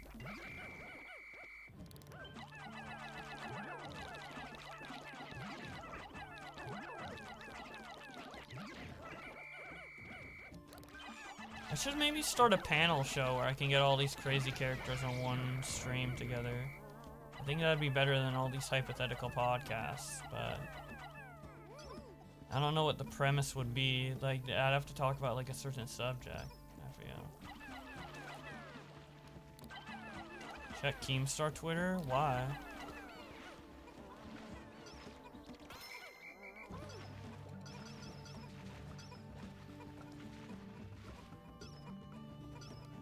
What did he say?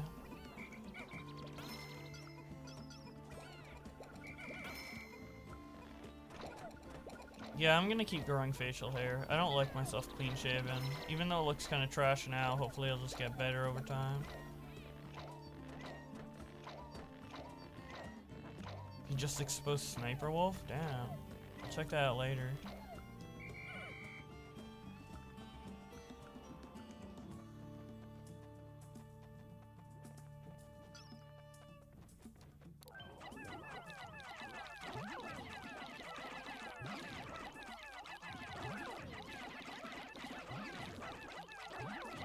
I wish mods could change like the category of the game I'm playing, because it's like really annoying to do it as the actual creator.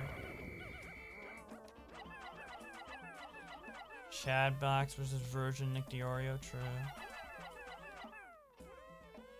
You look better with longer hair and facial hair, I agree. I agree.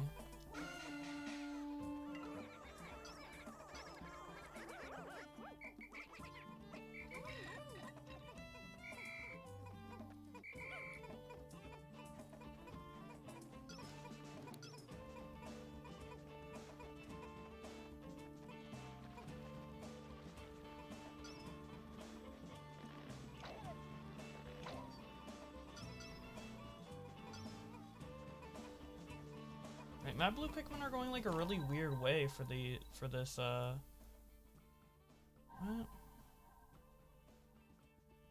Oh, they're going, okay, they're building it on that side. That makes sense.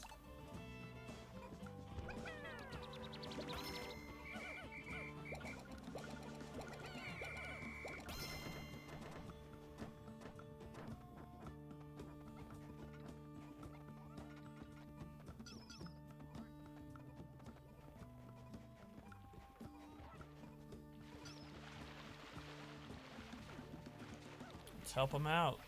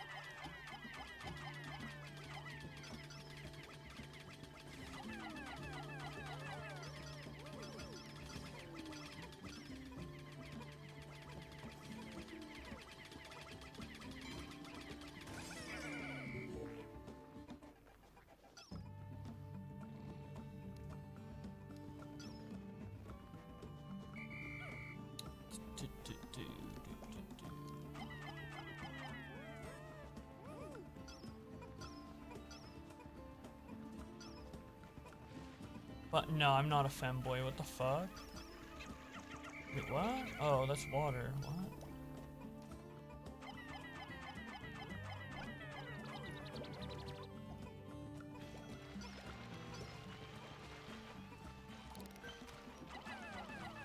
Yeah, what did Sniper Wolf do this time? I don't know. What would she even... I don't know. Hopefully it's big enough for me to make a Twitter versus on it. That'd be a nice title, Twitter versus Sniper Wolf. Just clickable.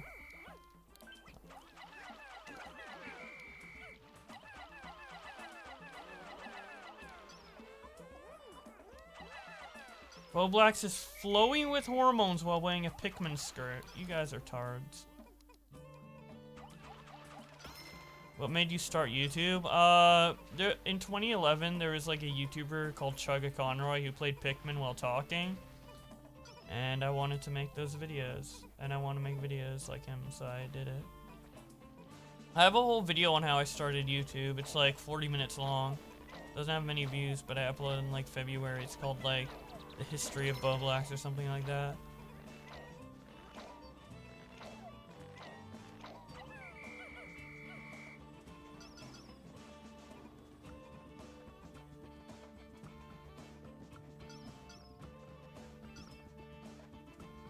Wait, where are the other bridge pieces? Here?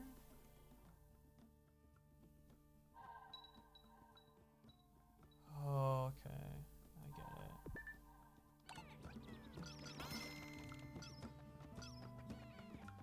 it. I get what I have to do.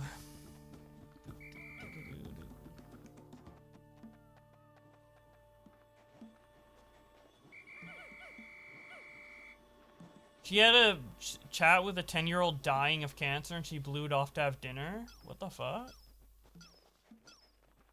Oh my god. That's crazy. I'll probably make a video on that.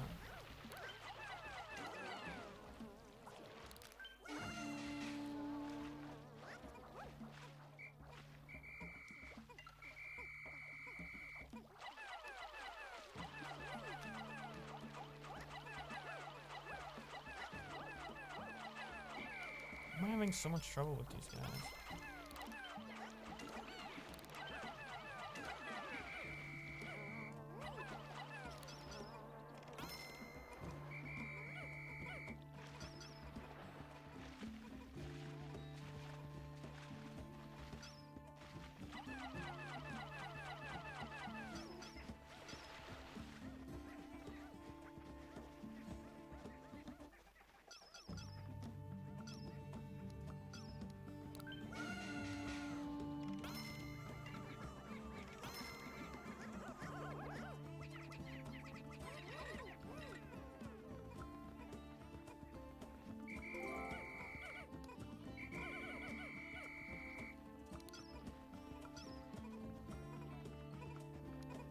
What's this?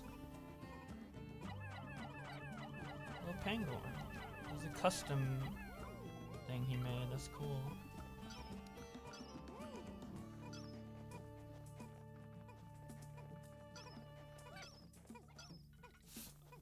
Thoughts on Nick and Flam Tard debates? I think they're fun to listen to. I like them.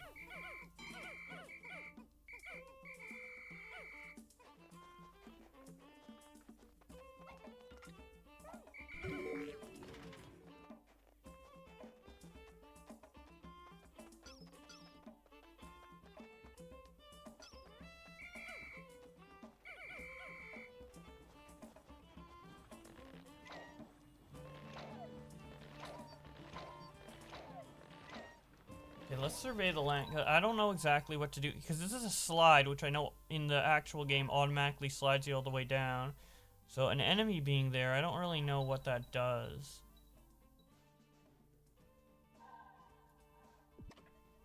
I guess we just attack it like normal or something?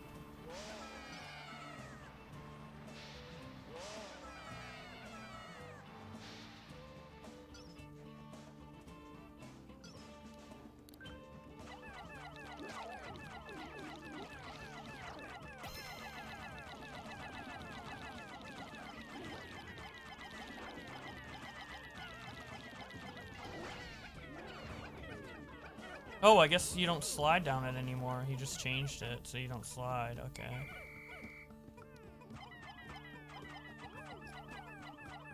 Flam is too weeb, man.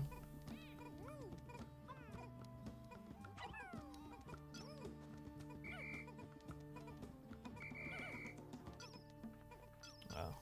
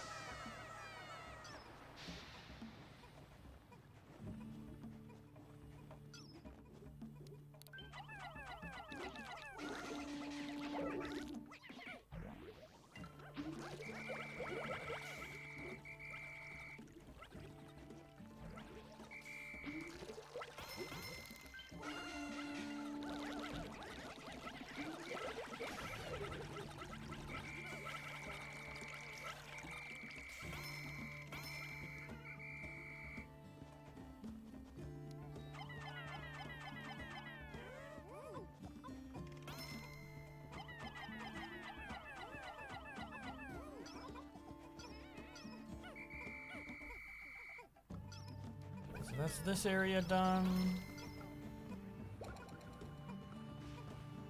Pretty much.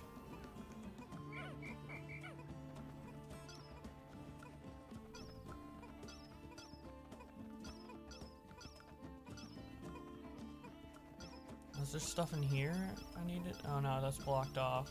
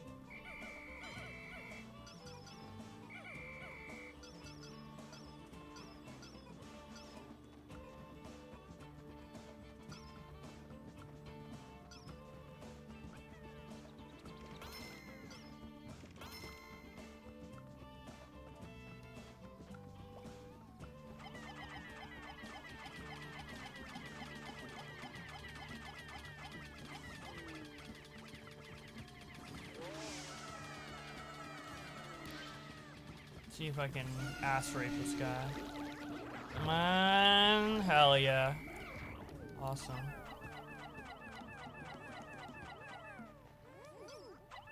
Sometimes I have so much trouble with those guys. Other times I just like destroy them. I don't really know why.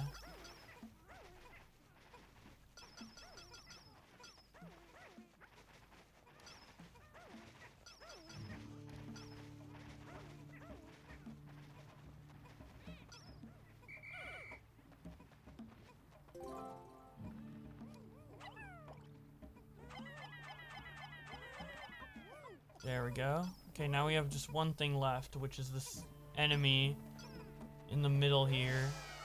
And I don't know what the enemy's gonna be. It looks like it's a big arena, so I was saving it for last. What is this? Yeah, yeah, I thought it'd be something like this.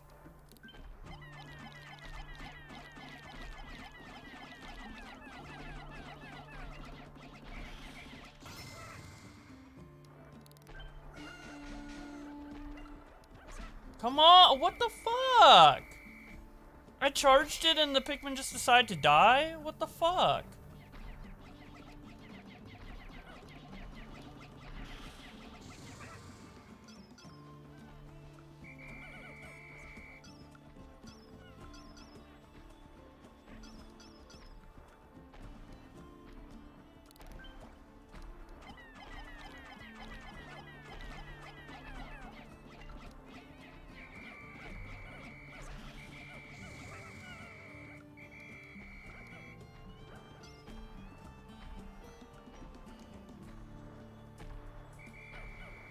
I think I saved this fucking bitch for last. Calm down.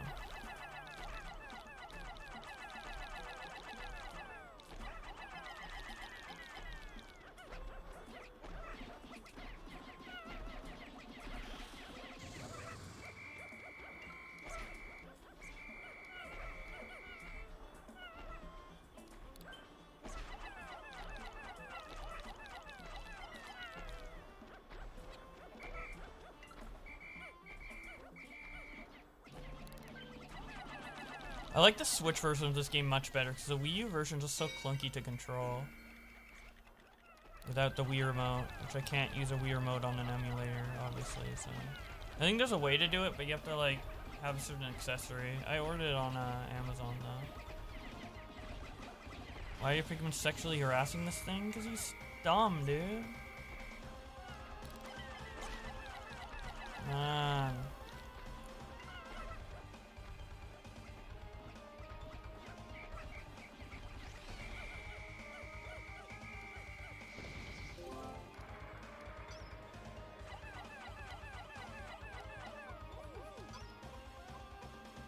That's it, right? Please let that be it. Yes! We did it! First try, let's go.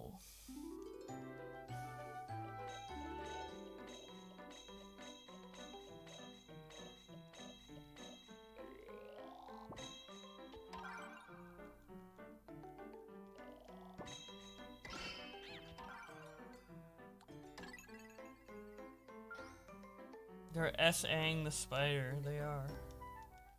Augie wants in? Well, if he wants in, he can call me. Alright, what's this? Snowgrave Cave. I can get nectar, dude. I need these bitches to be fucking faster.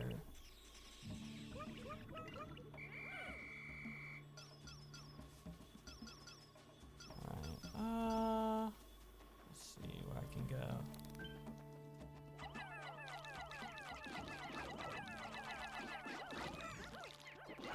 Look at that little fucking peen that's coming out of him, dude. That's so gross.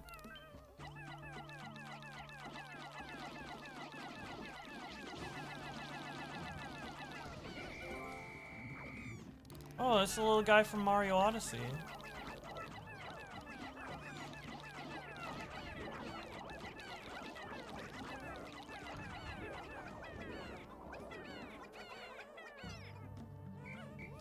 Oh damn, there's no onion down here.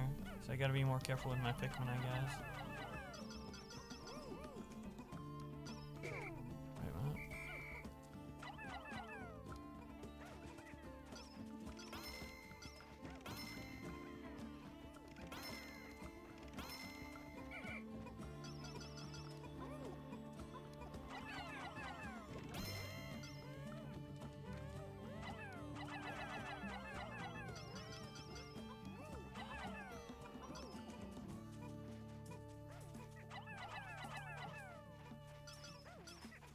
Kiwis just called in? Oh my god.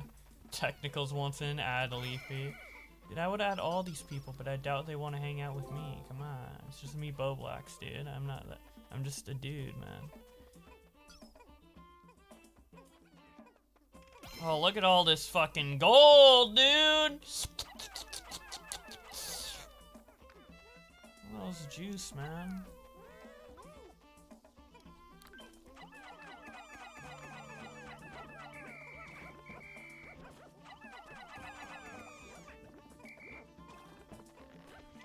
Whoa. Still not dead?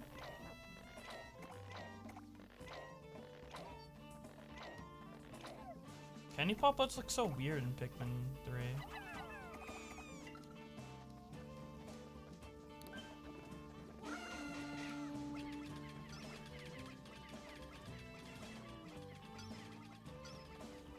So the goal, I guess, is to convert a bunch to yellows so they can break down those walls and then get whites and then convert a bunch to whites so they can carry everything back fast. Alright.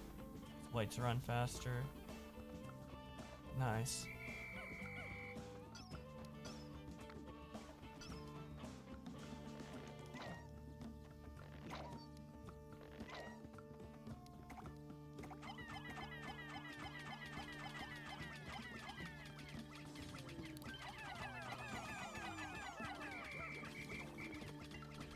Dude, is that ever gonna wilt? Or is it just an endless candy pop bug?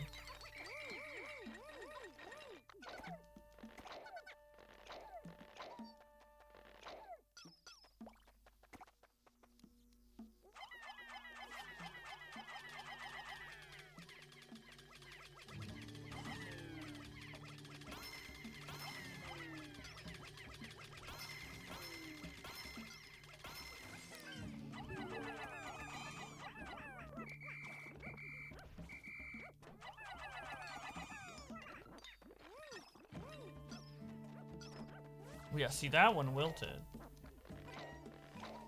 But we need a bunch of whites. Reds are useless now. We need whites. White only.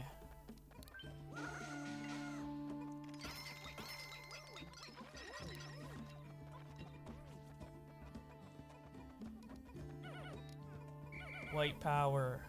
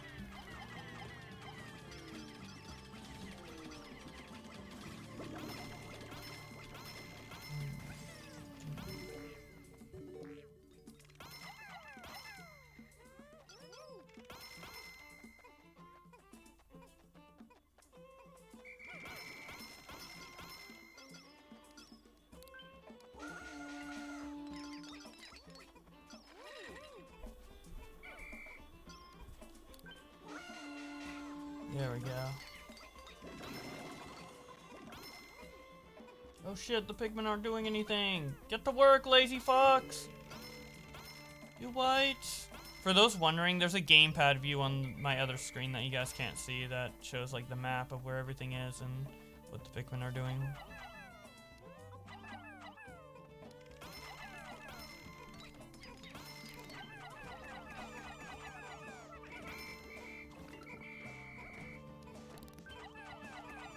Come white! I don't want any of those reds, dude.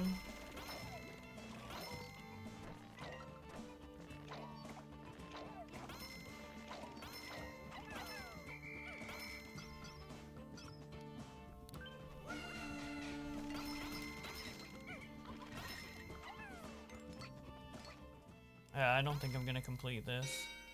I'm not fast enough. God dang. Wait, it's because the yellows are having. What the fuck? Why are they glitching out, man?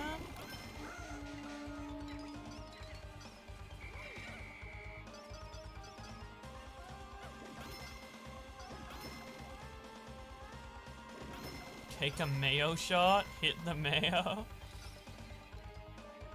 What the fuck, guys?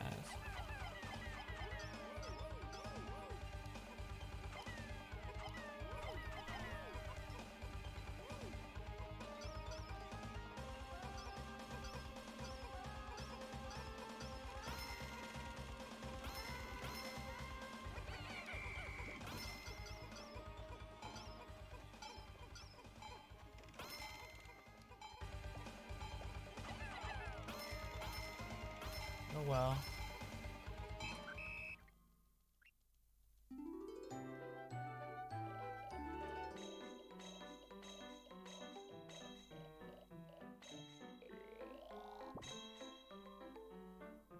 What? I didn't get any fucking reward for that?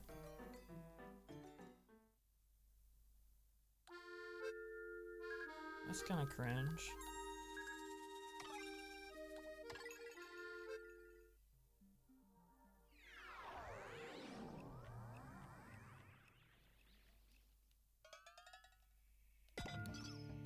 Alright, what's this about? Oh, it's so dark in here. What the fuck? There's a white... Whoa! What the fuck? This is so scary.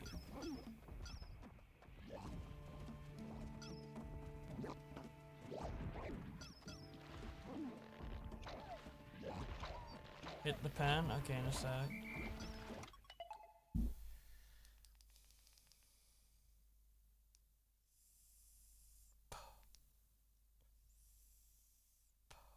We can kill you from mayo poisoning. There we go. Whoa. Dude, there's a cookie! Yum.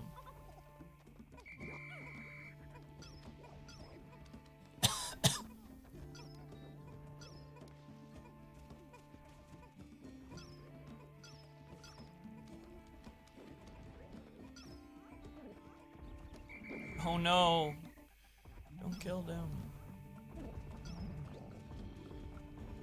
It looks like I need blues. I think the destination is in the water. That's sacrilege. Turning whites into blues, you would never fucking do that in the main game. Because whites are only obtainable through those candy pop buds, but this is mission mode, so... Damn. That is kind of... Converting whites? Come on.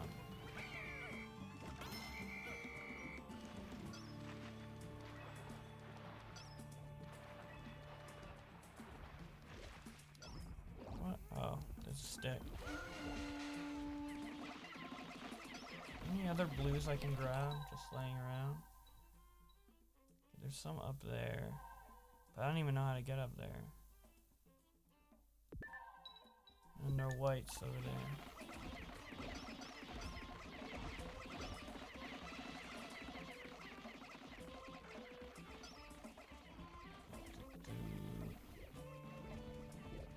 There's so many enemies. Fuck. I'm scared. Yo, thanks for the sub, man. Oh, fuck.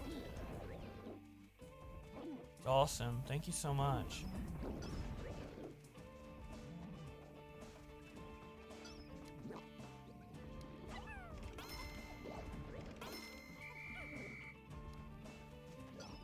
Maybe I can fight these guys with my whites, because I know whites, like, do damage if they're eaten, so might as well. They can't like collect anything with whites because the ship's underwater, so... Fuck this guy up! Damn. Oh shit, he does actually do a lot of damage to him. Eat this one. I'm gonna sacrifice him to be eaten. Eat him! Eat him! Eat him! Eat him! Eat him! Oh my god, so dumb. Eat him, man. There we go. Eat another one.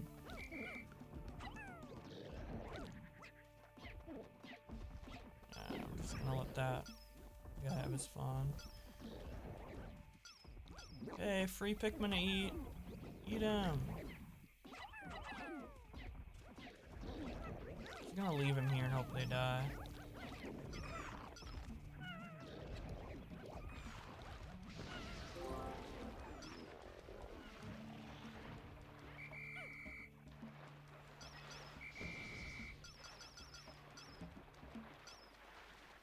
Gotta sacrifice the whites for the greater good. You will destroy Boblax by 2022? How, dude? What the fuck?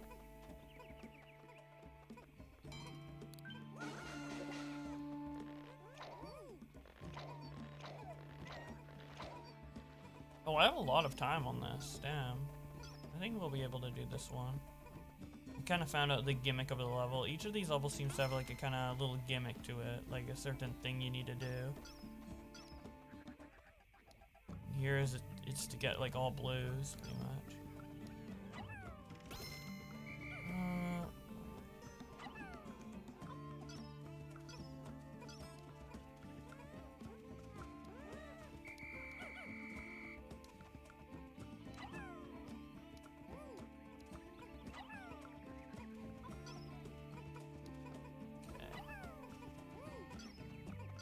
Okay.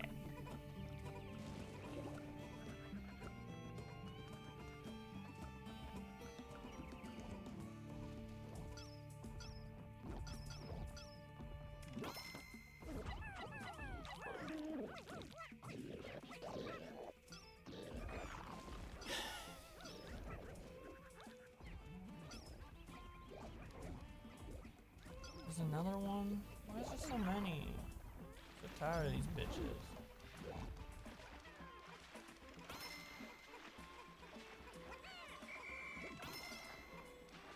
I feel like I won't even have enough Pikmin left to do everything I want to, or I need to. But we'll see, we'll see, we'll see. We'll see. See, how low can my voice go?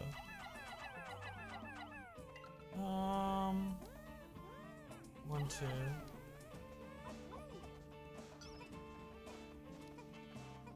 How do I get up there?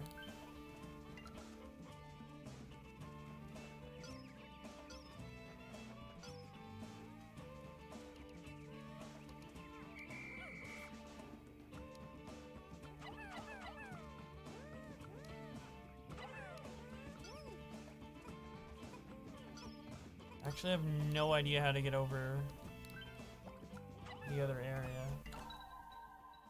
Let's see. Okay, there's a wall. And that seems like the only way to get up. Is there like a thing I can push? Like a ball? I guess maybe there is. All Mayo panel? All white panel? Yeah, dude.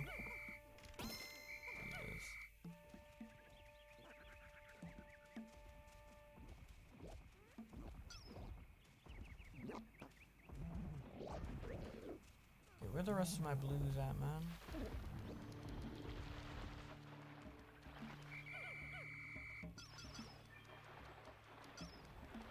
It's time. We must fight this beast.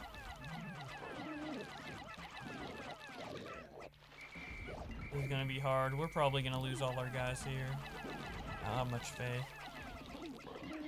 Oh, good night, Glory Hole. Thanks for stopping by.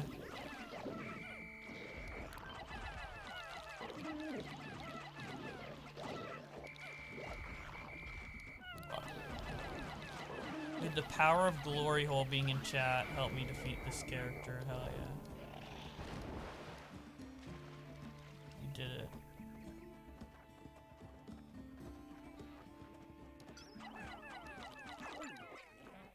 What? What the fuck? I got bitten by a little beast? That's the stupidest thing I've ever fucking heard. What the fuck?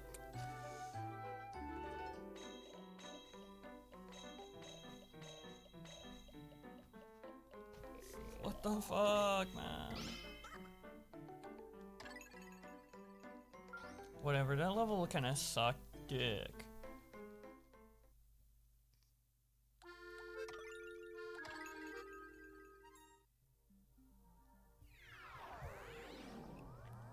Down to this level with more white Pikmin. Fuck blues, I want whites, man. Dude, the whites are like me because they have red eyes, like they're high all the time. They're just high white Pikmin.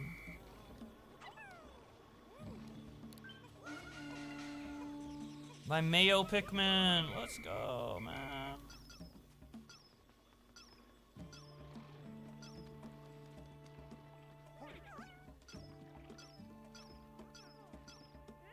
They're like me. They're high and white and Mayo monkeys.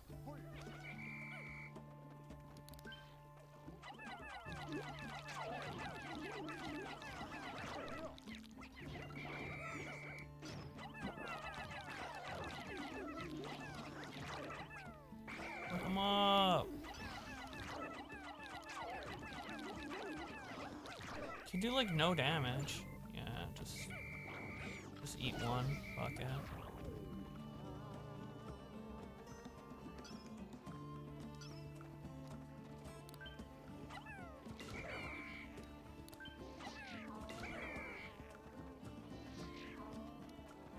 Wait, where am I even going?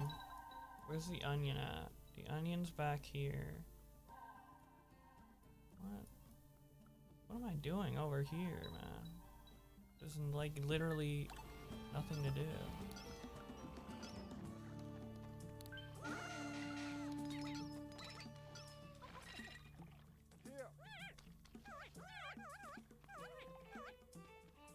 I'm having a fever dream right now. True. Being popular online in general is a fever dream.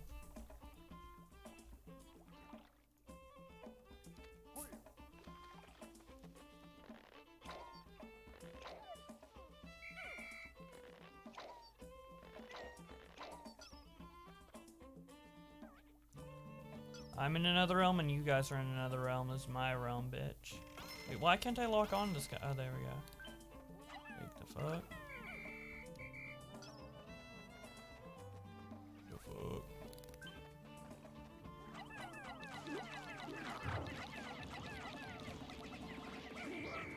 Beat his ass.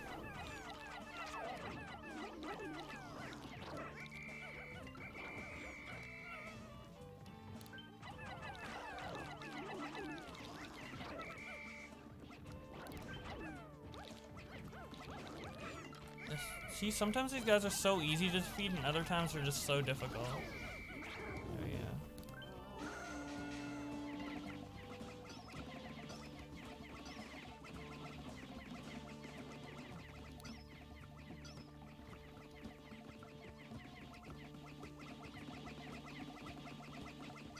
How long is this gonna take? Is there any other Pikmin on the field I can just pick up? No. Literally no. What was that over there? Oh no, that's just the other guy. We need a Boblax Community SMP? Maybe. I don't think I'd go on it that much though.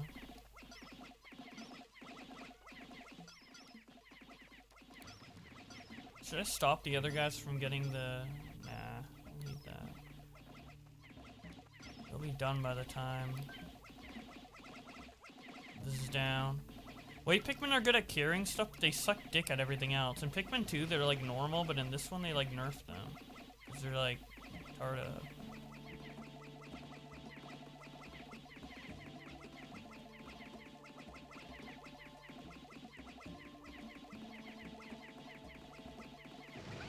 Finally.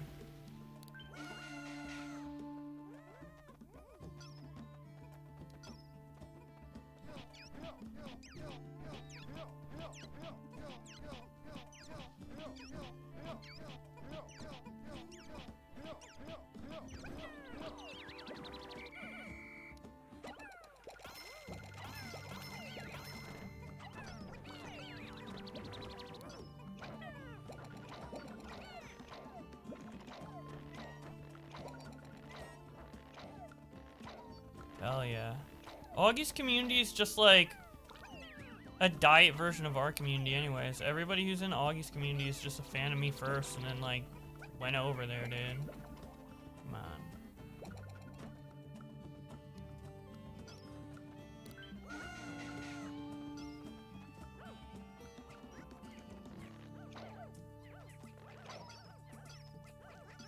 on. Rock Pikmin are tip men. Hell yeah. This tipster's hard as a rock all the time with all those fucking e-girls.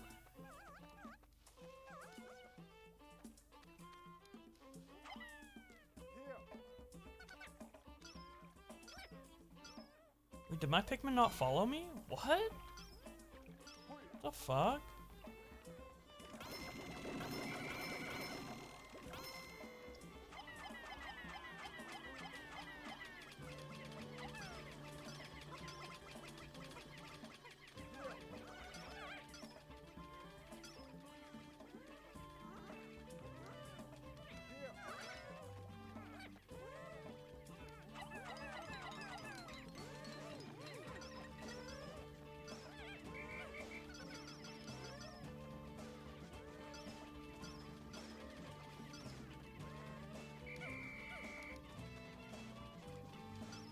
We're not gonna finish this on time just because those fucking yellows didn't come with me. That like, these lily pads are so annoying. They're so fucking slow.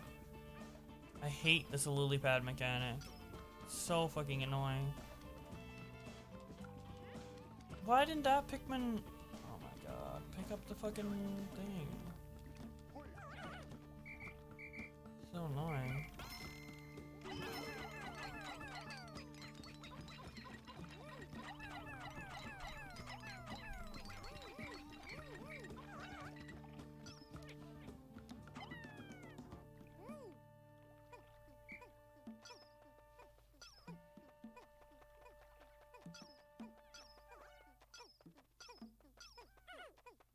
Augie's community's Boblacks is scrap. So fucking true.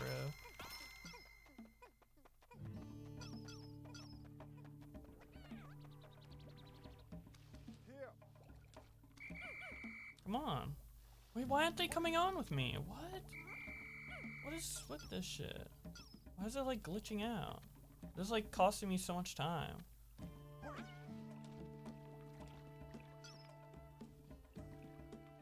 Add Mama Max to SMP, hell yeah. Mustard Pikmin's true.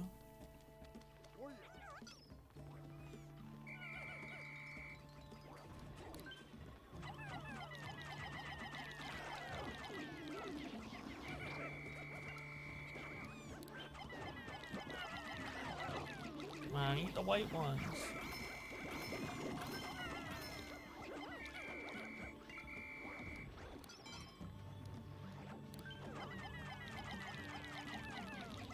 I think the way to kill them fast is like sneak up on them when they're sleeping, but I couldn't because... Oh my god. Are you kidding me?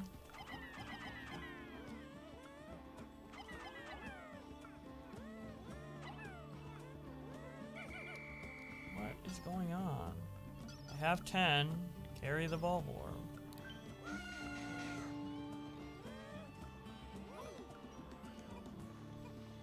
Boblax has the second most potential to skyrocket in popularity. I think I'm already pretty popular, but I appreciate the kind messages. Yeah, I think if I make videos like in Tom Dark style, like just do what he does, I think I will have a bigger channel. I'm gonna try and work on doing that next year instead of doing Twitter versus. Maybe I could do a mix of both and get tweets, but like talk about it in commentary style. I don't know. I should actually get on that instead of like slacking.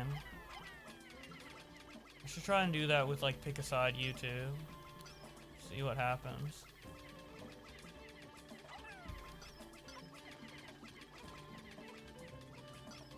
Where are all my Pikmin at?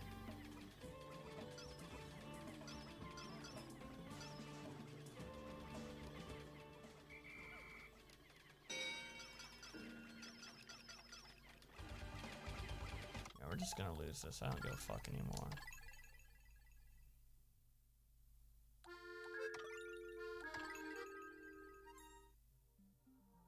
Familiar forest.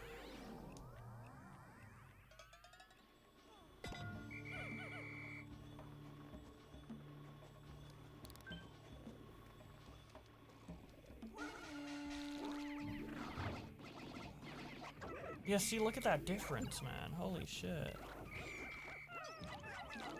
Please, let me control it, the guys.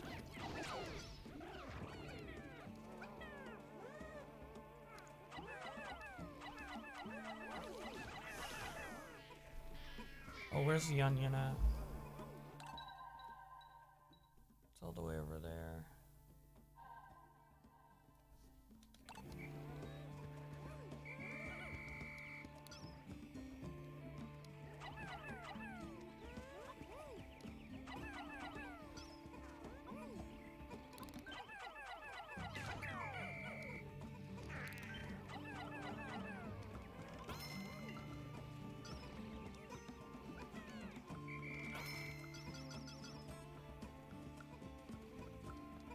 Hell yeah, black people. See, my fans aren't racist.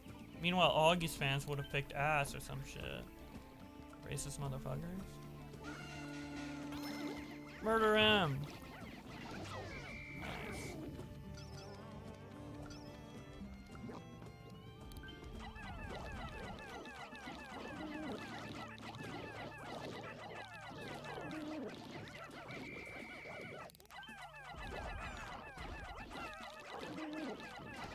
It's like Down syndrome ball bears.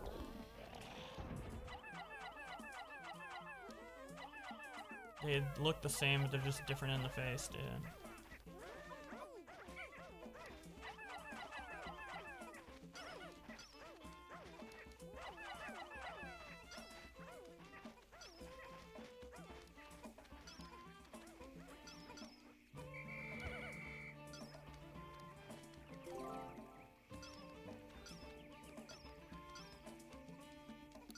I want to take this, like, bomb and use it on something, but I have a feeling, like, that this bomb is needed for something else. It's, like, more mandatory. Let me look at the map. Like, there might be, like, a crystal or something that I need to use it on. Or maybe just... Oh, yeah, there's this bomb wall I need to use it on. Yeah, I can't use it on enemies. Well, actually, I think you only need 3 for that. So fuck it. Are you gonna post stream highlights? A good way to grow your channel as well. I would, but I've been getting lazy. I've wanted to do a highlights of the Arcadum streams for the longest time, but I've just never ended up doing it because the VODs are so long.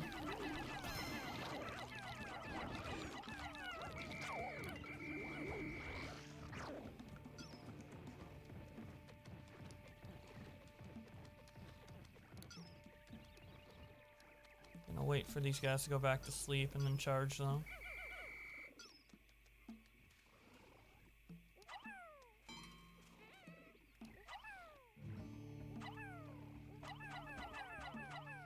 What?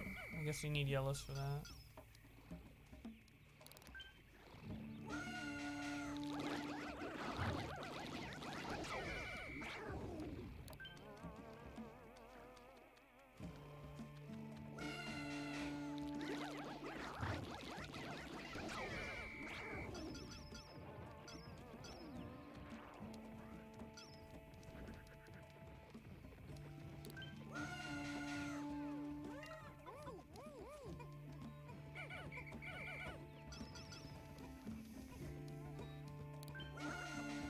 Favorite games besides Pikmin that you've played recently? Recently, I don't know. Actually, really don't know. I just been spamming Pikmin recently, honestly, so I don't know. Oh, Star Fox Adventures I played a little bit of. That was fun. Wait, what? Why are they coming out red? I thought this was a yellow onion. What? What the fuck? That's weird.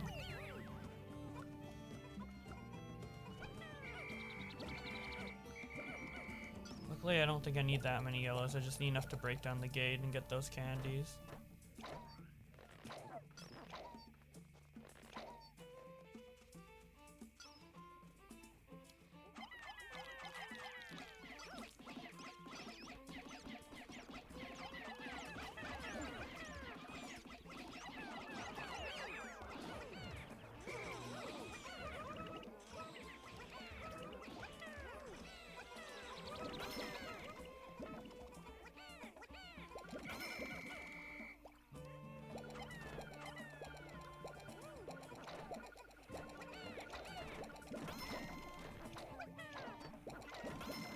Add a Troll Blacks emo? Star Fox, are you a furry? You guys are going insane, dude. Get rid of the copy strike emote, add a troll face. I don't know, I might get partnered soon. I applied like a week or so ago, so we'll just add more when I get partnered. If the partnership gets denied, I'll think about replacing a couple.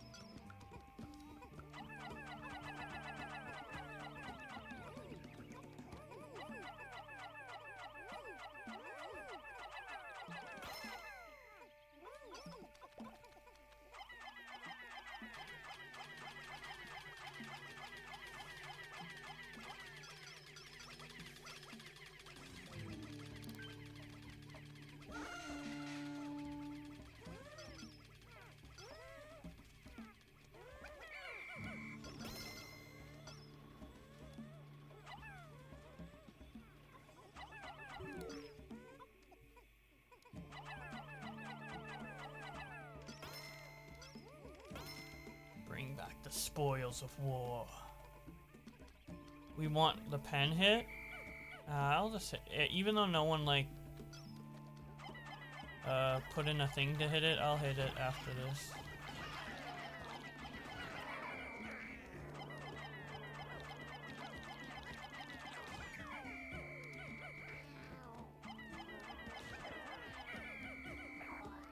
Probably like a spider here. Yeah.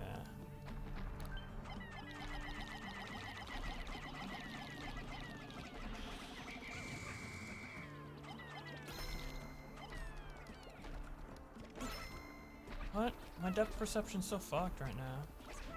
What? What's going on? Lock onto him. What? You keep trying to lock onto his middle, then it locks onto like other things, and like the camera is just being weird.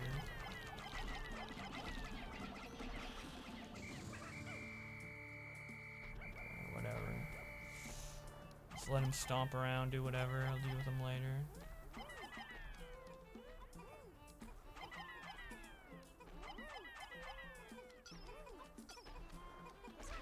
Oh, it kills Pikmin carrying stuff back. Come on.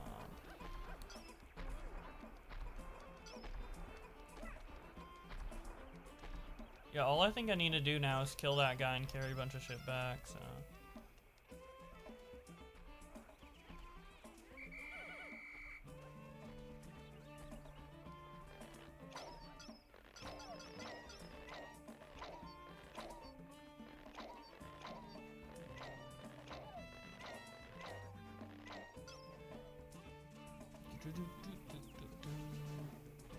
Okay, I'll redeem that in after this. After I fuck this guy up.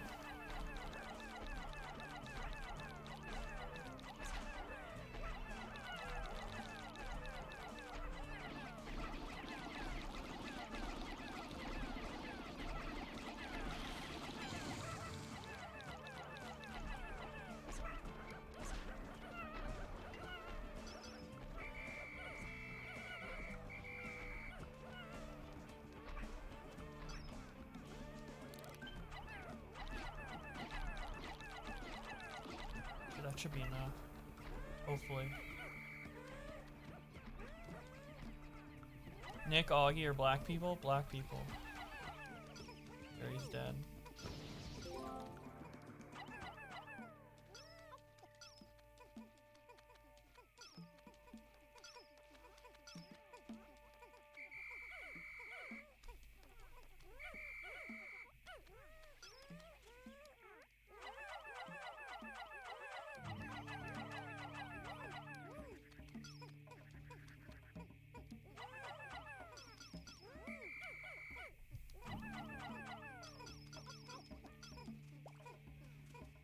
See if we can get these with the yellows. Yeah, there we go. It's a cool way of making like a yellow only treasure is just putting them up on a high ledge.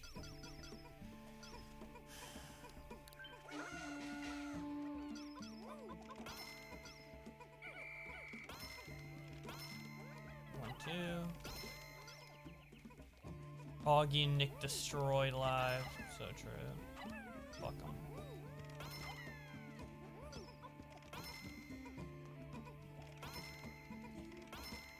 I think that's everything. I don't see anything else. We have like over a minute to spare? Damn, why are some of these so tough and the others are so easy?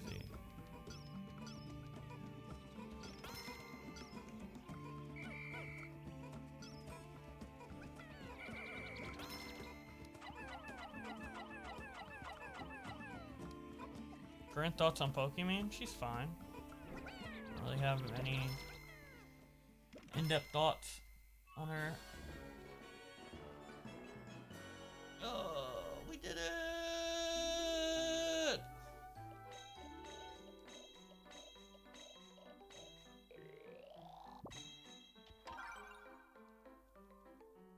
Let's go.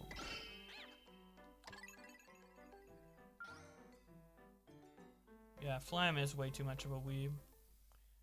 Me being indifferent, simp.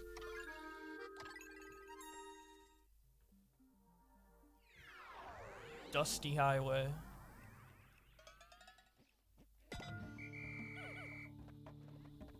Let's see where the base is.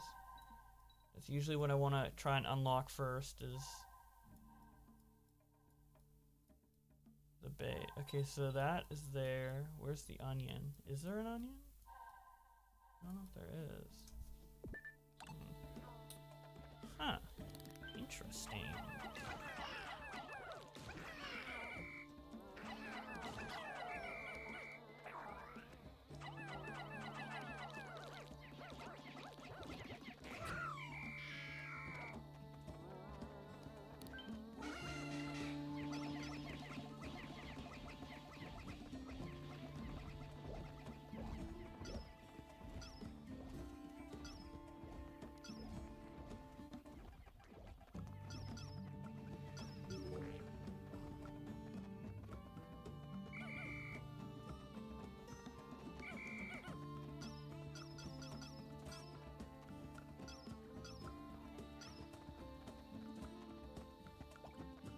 Maybe there is an onion, I just can't see it.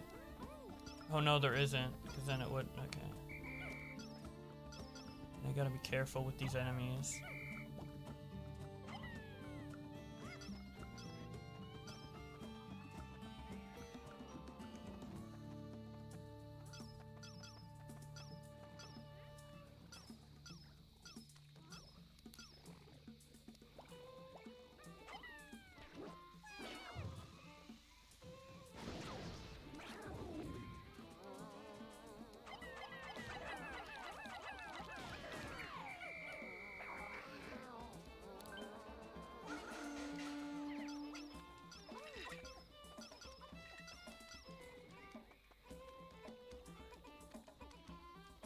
No, he's gonna wake up.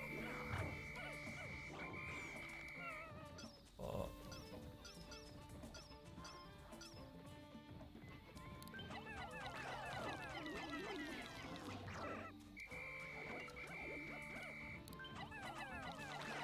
Start hating women now? What the fuck? I'm like the only one in this community who respects women these days, dude. All you guys want to do is me to hate on women. I'm misogynistic, bro.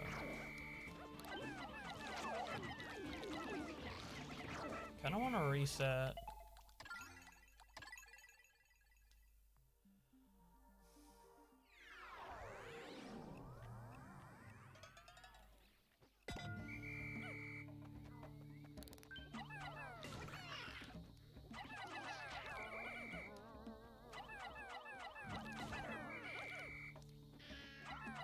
Women are epic, true. Some, or not all.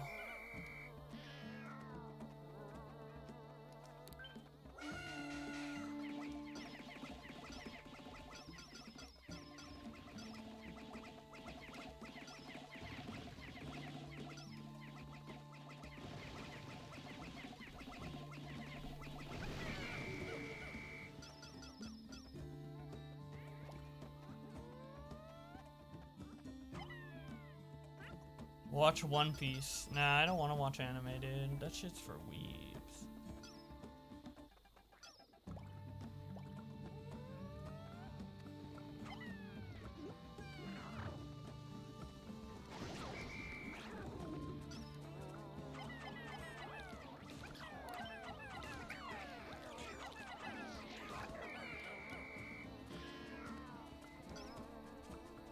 Okay, let's get this bomb.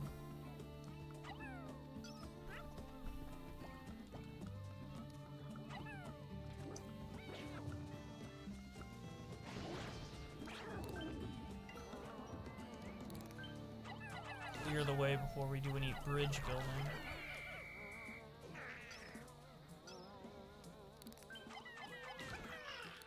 Isn't there like a million episodes of One Piece? Isn't that like the meme?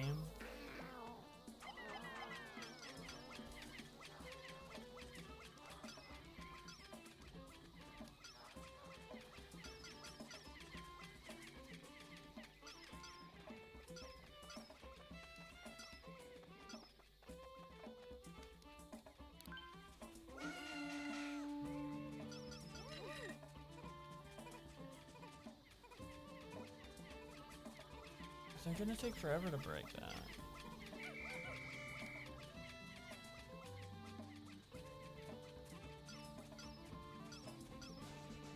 Oh, there's more here.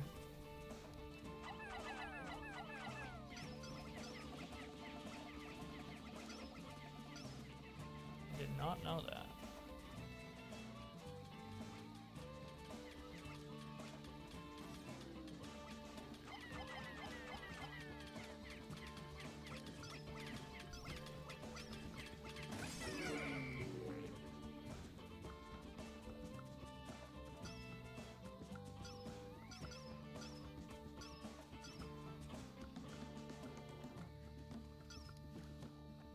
Is there another bomb somewhere?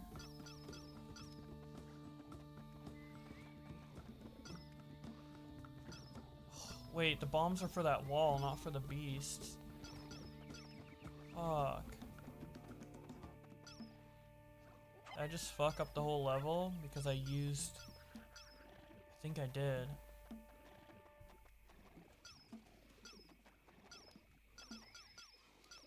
Oh, that's fucked.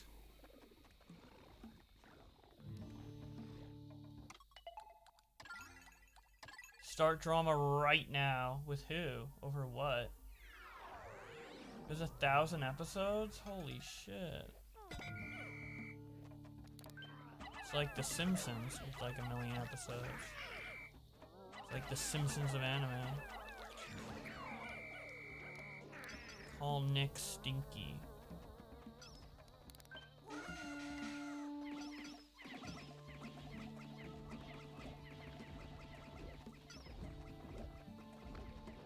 Man, I can't believe I have to fight these guys like normally.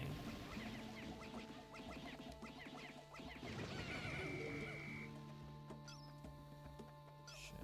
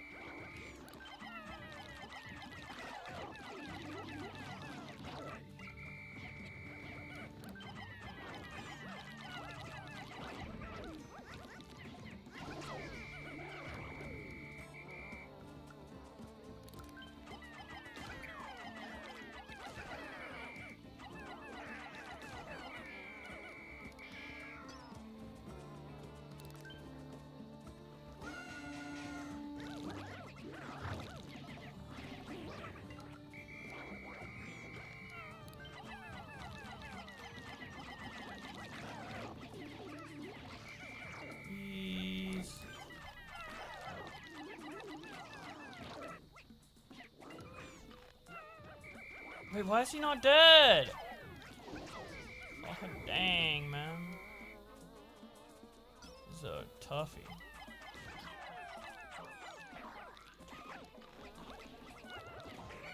Kidding me?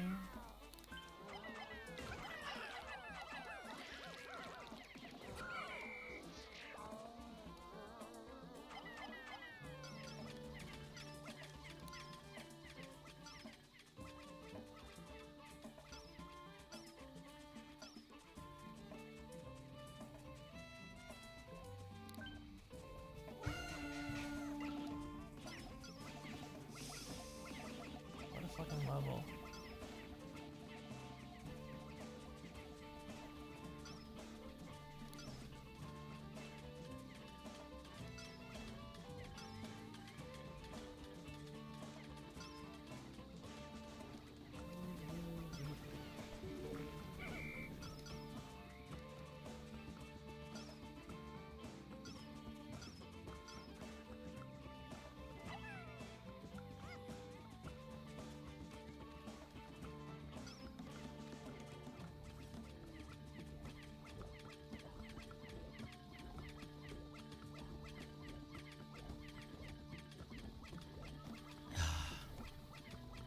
Hurry up!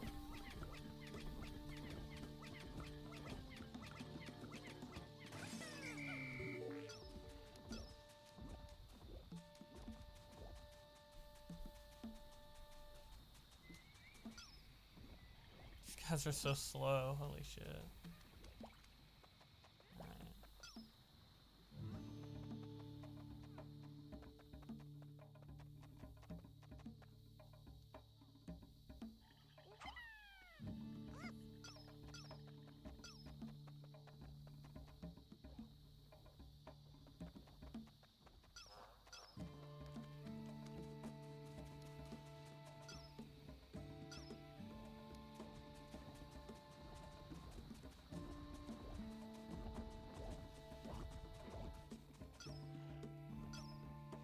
These fan-made Pikmin levels are like really hard, like way harder than the main game. You would not find something like this in the main game.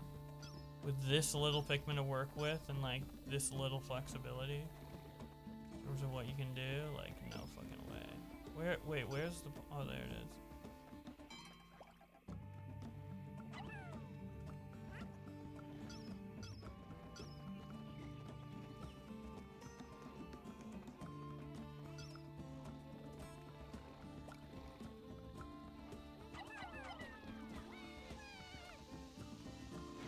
Is FNF like Friday Night Funkin' community?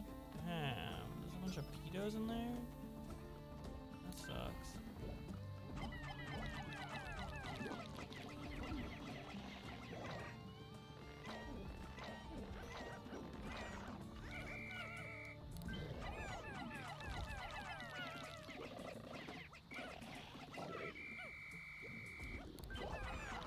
Why does he knock them over the wall? That's so inconvenient. Die, bitch. Just like eat a white so you die.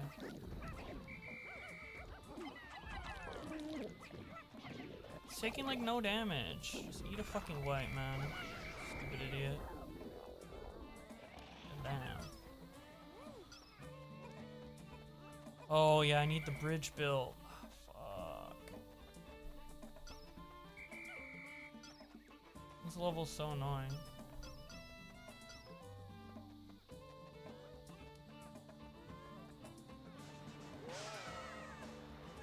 Wait, what? Why is it throwing me this far? What? What the fuck? How would I know it would throw me that fucking... What? I would've went the other way then. It's so inconvenient. Yes, I will overtake Asan as the best streamer. Don't doubt me.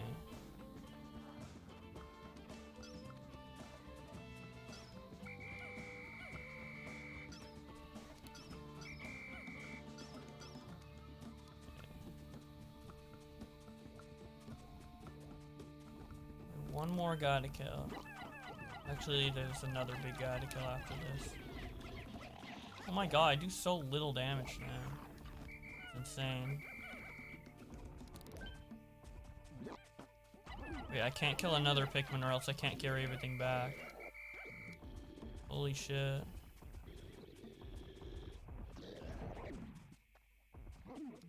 Is there like another bomb rock around? Like, come on.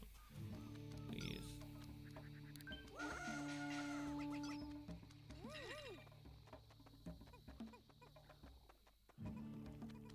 There's a beast bat. How the hell do I get to that guy? Is this level just impossible to 100%?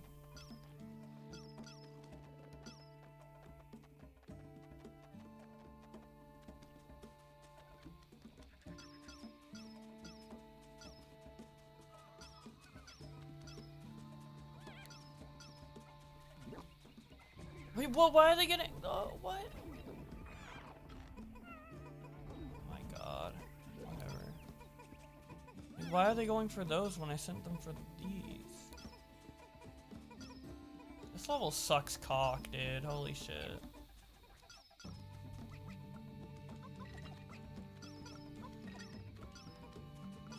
What is this shit?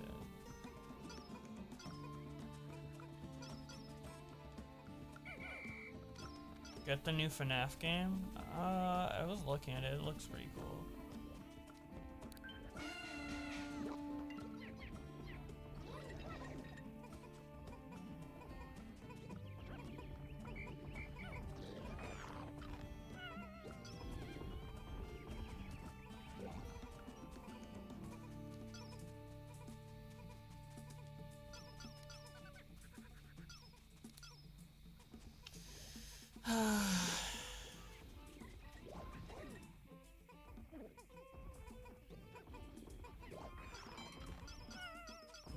Is he dead yet? Oh my god. Can I just punch him? I do like no damage.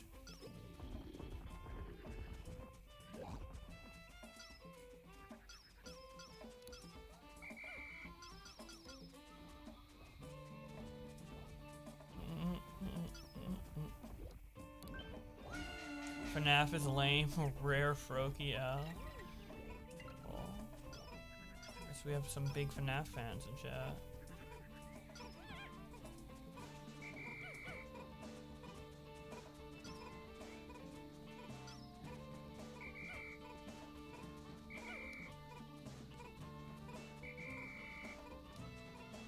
Good, I guess.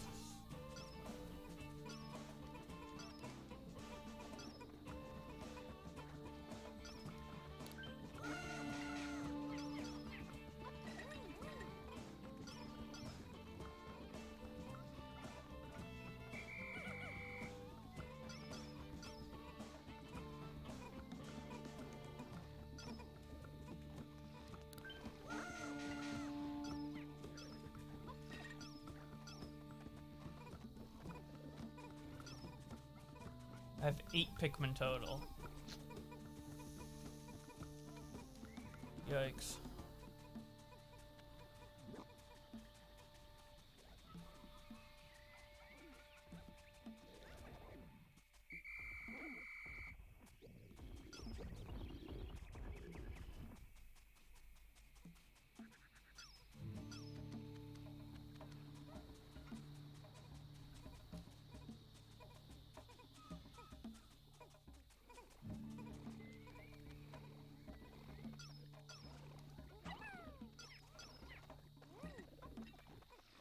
God, that guy doesn't like that.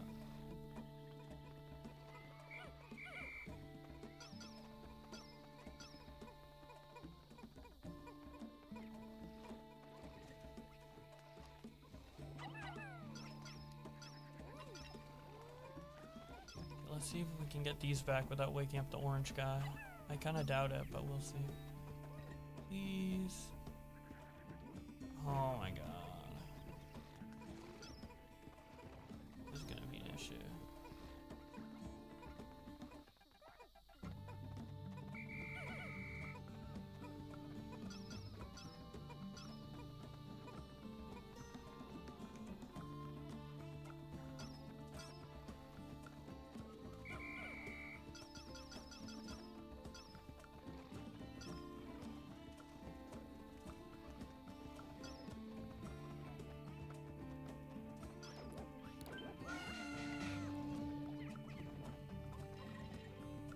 might be fast enough to make it, because they're white.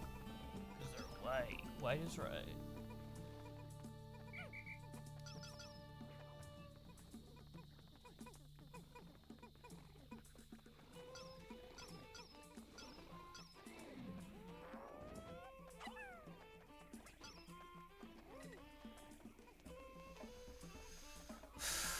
Alright.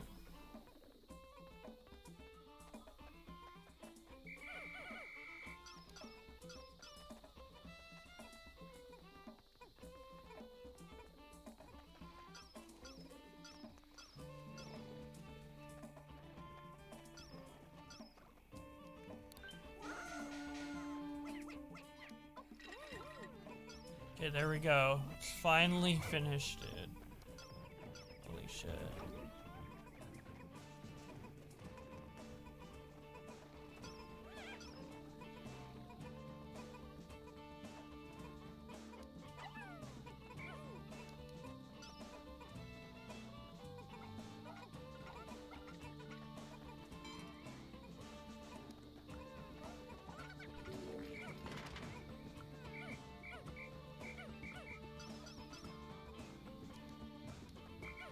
Okay, I can't carry back any of the big guys. What an unfun concept.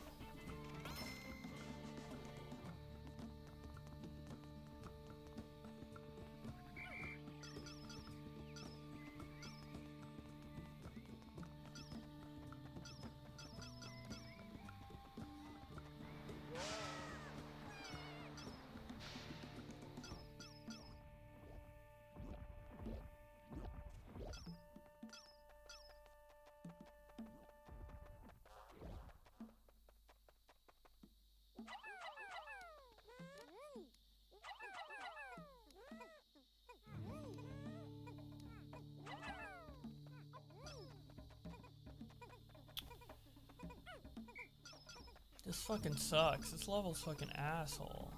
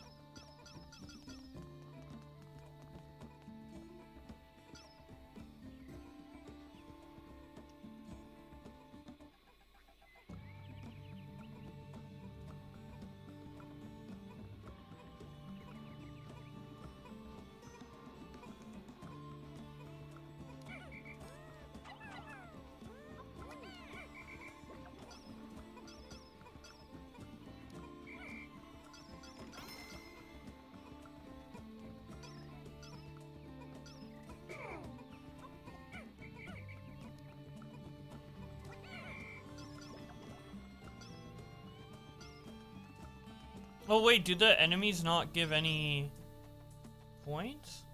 Wait, so I just have to bring back the treasures? Because I didn't see anything go up with the enemies.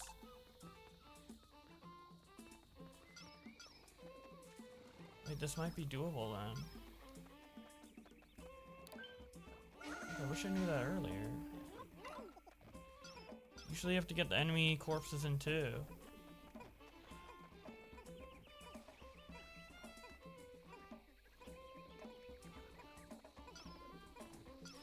If it's just the treasures, then we can have a chance.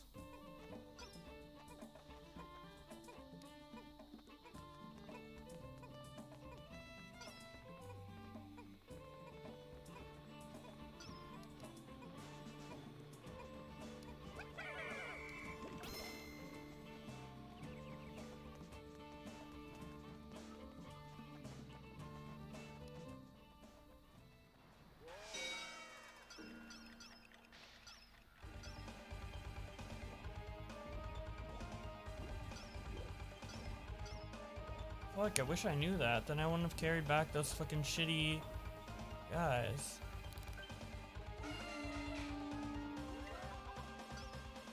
Oh my my god. I could have beat this and then I just fucked it up. Wish I could rewind. Is there a rewind feature on this?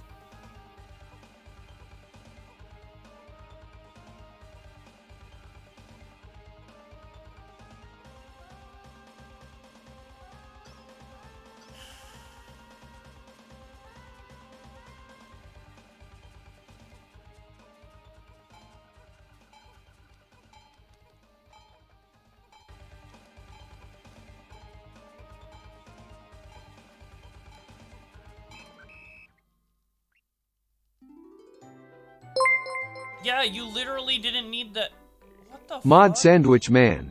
An unmod Little Froca 65. Wow, what the fuck, man? What's with the hate? Thank you so much for the $1. T-Man. That actually was a cool concept considering you don't have to kill the... I thought you had to bring back the enemies. What?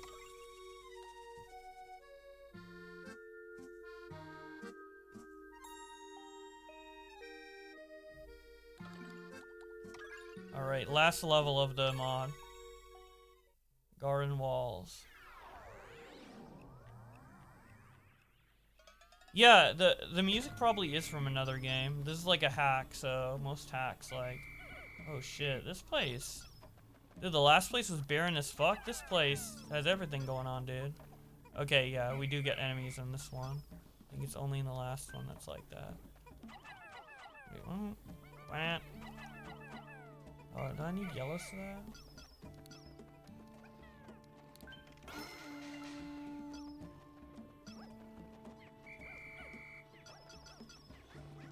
Finally, a level that isn't fucking fucking doo-doo in my asshole, dude.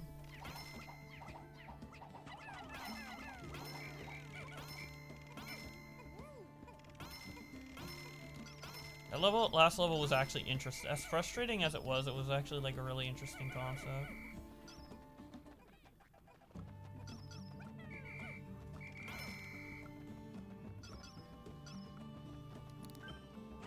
Like, it's memorable, for sure.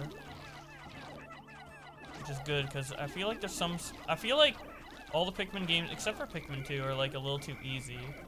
So I'm glad... Or like Pikmin 3 in general is really easy, so I'm glad he's adding some good challenge to it.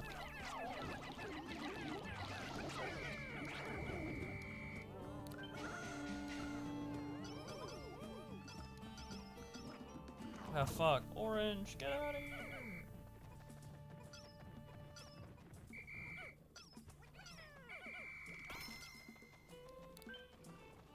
You see, Pikmin is proof that different races of Bulborb have different genetics. The orange Bulborbs have more awareness, dude. The genetics are different. Can't believe Nintendo is promoting, like, fucking racist ideologies with this game, man. Like, different races have different genetics, different races have different powers, some races are better than others, you literally segregate them for your mission, to get your stuff done, like, what?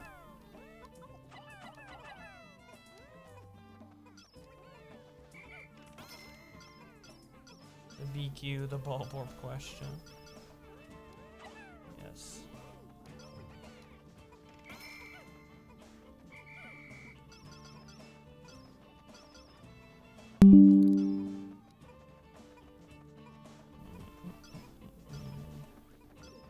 Alright, we have to face this guy head on.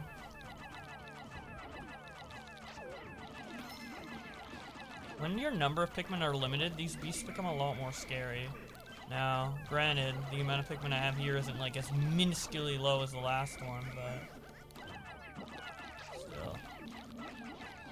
You think different races have different IQs? No, I don't.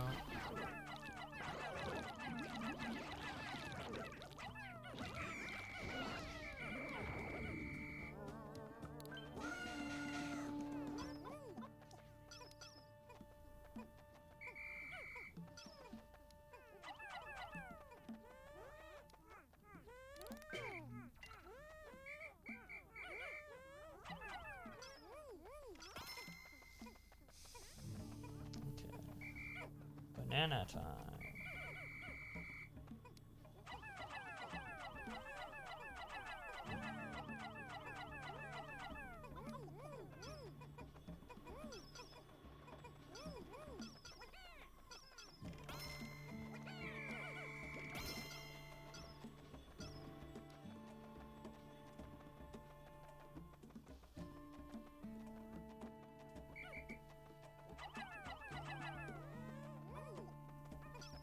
You're my yellow set. Let's go. Finally, the better race is here, dude. Tired of these whites and reds.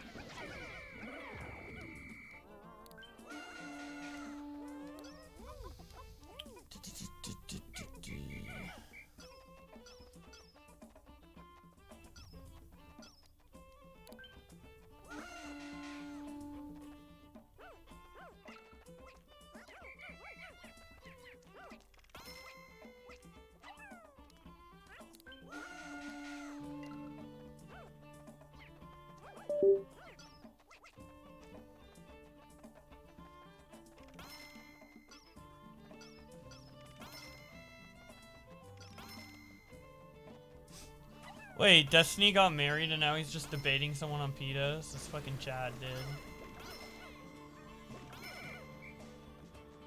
Probably doing their honeymoon stuff later.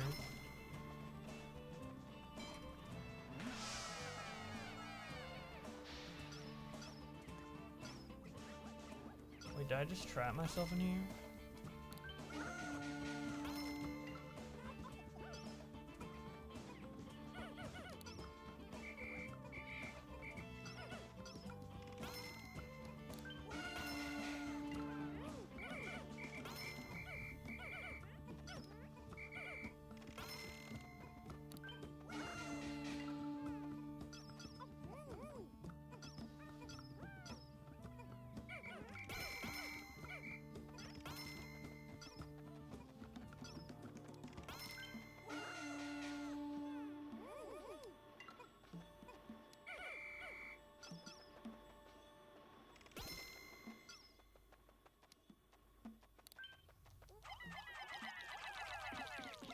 Champion Ball Blacks.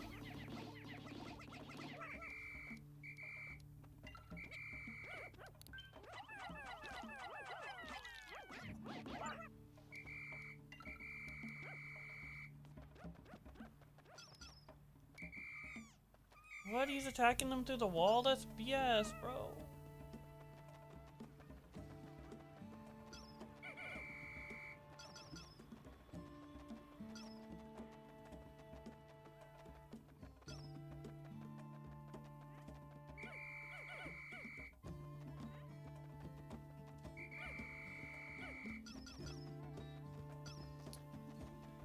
Alright, let's go! Are you ending the stream after you finish? Probably. I'm kind of out of it. I have some other stuff to do. Wait. Is someone calling me? Oh, no. Never mind.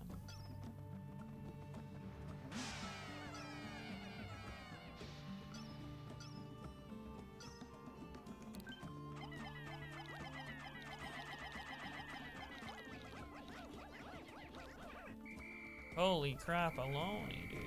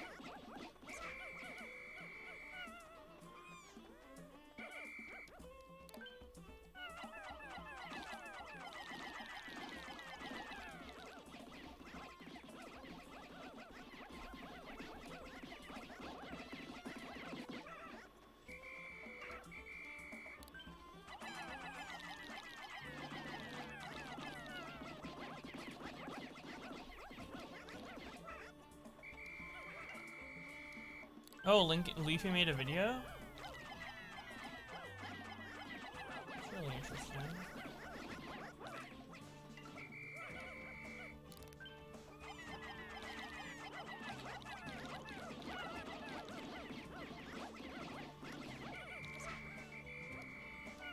Wait, how's he not dead yet?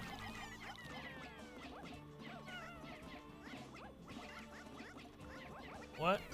Oh. Yeah, after this level, I'll react to it and then I'll end the stream. Wait, what? Why is there... Why are they having trouble getting this all in? What's going on?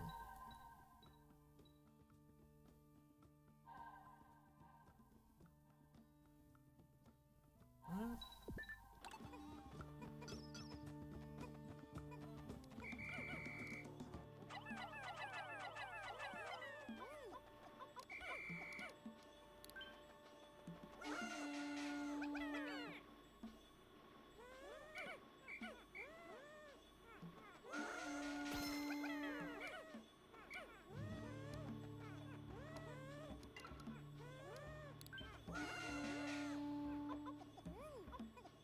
I'm so confused. Why isn't it... What?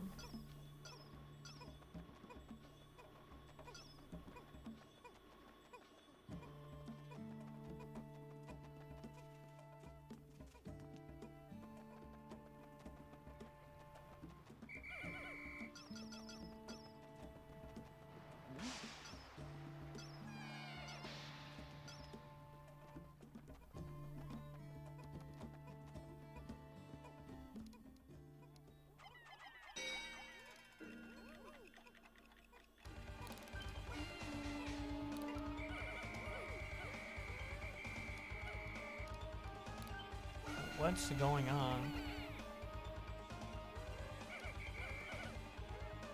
Why can't I bring any of this back?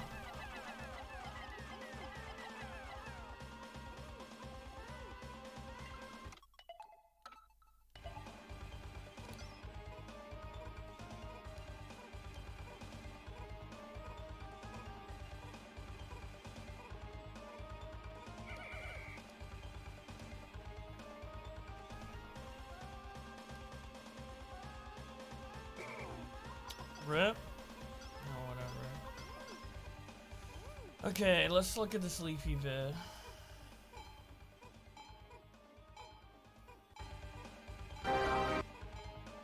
Leafy news.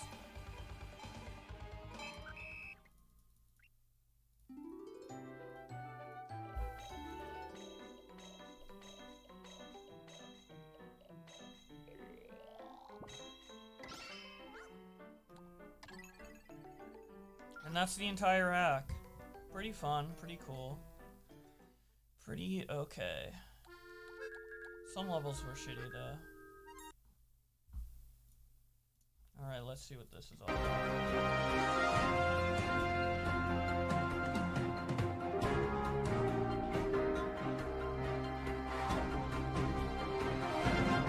What is up, Leaf Nation? I'm your host, Killer Leafy, and let's get right into the news. Yesterday was Christmas, and on Twitter, just like a bunch of merchant peddlers, everyone tweeted Merry Christmas. But this dude is a hacker. Also in the news, IDubbbz wants to fight Ricegum IRL for charity. For the past 4 months, I have been grinding nonstop. I have been flying to LA, Las Vegas, having meetings over Zoom, meeting up with boxing managers, boxing promoters. So this is pretty much my last attempt reasoning with Ricegum. You're earning more money than anyone else on the card. My money's going to charity, so I'm like, it's a good cause. It's gonna be a hella amazing event. Ricegum was going to earn more than anyone else, okay? I'm not taking a salary on this boxing event. My earnings are going to pay all the other fighters and for charity. Charity is great. I finally am able to contact him. He says Why is he even doing things like, "Oh, my neck is sore." Trying to force okay, what? Yeah, dumb. From playing Fortnite? Why is your neck sore? And why do I give a shit if your neck is sore? He's talking about how it's not enough money. And I'm like, what do you mean not enough money? He wants like $1 million+, and I'm like, Ricegum, you're a gangly loser that has 0 boxing experience, and you're not even very famous. Why the fuck do you think any network is going to pay you $1 million+ to fight? Finally, after 4 months of searching, I find a guy who can set up a bomb-ass event. The boxing promoter and I reach out to Ricegum and we say, we're ready. We're ready to set up this event. And what does Ricegum do? He ghosts the boxing promoter repeatedly. He ghosts me repeatedly. Okay, so Ricegum would be earning the most, hands down, yet he's still wimping out. I'm trying to tell him all the upside. I'm like, dude, you could sell merch. You can turn me into the alien from Family Guy, getting knocked out on the front of a t-shirt. You could sell that and make a lot of revenue. But he's so focused on getting money for like just existing. And it's like, you don't make money from just existing. You actually have to do the tiniest bit of work to leverage it. And who knows, maybe if you win, you'll make even more money. Think about the opportunities. You can then fight Jake Paul, beat him, then fight Logan Paul. Think about all the opportunities there are. Anyways, Ricegum responded, pretty much calling him broke. Also in the news, Keemstar's flexing how many Fortnite skins he has. Oh, for the people asking me what skins I own, these are the... Dude, this these is are the the best skins news I own. channel ever.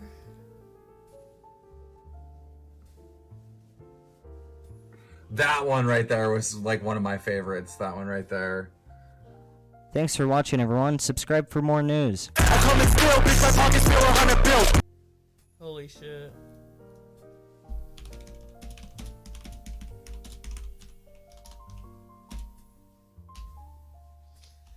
Alright, I'm done, I'm bored, I'm done. I need someone to raid, quick. Someone get these fucking chimp viewers off of me, dude.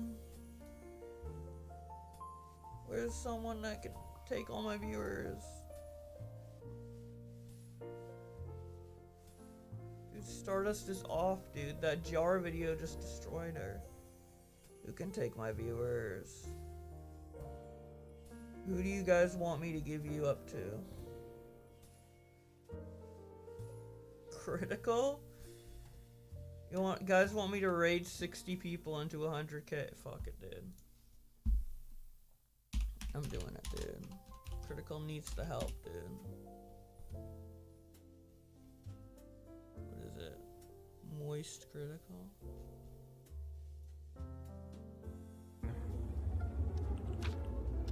Two more books. Dude, he needs the fucking viewership, man.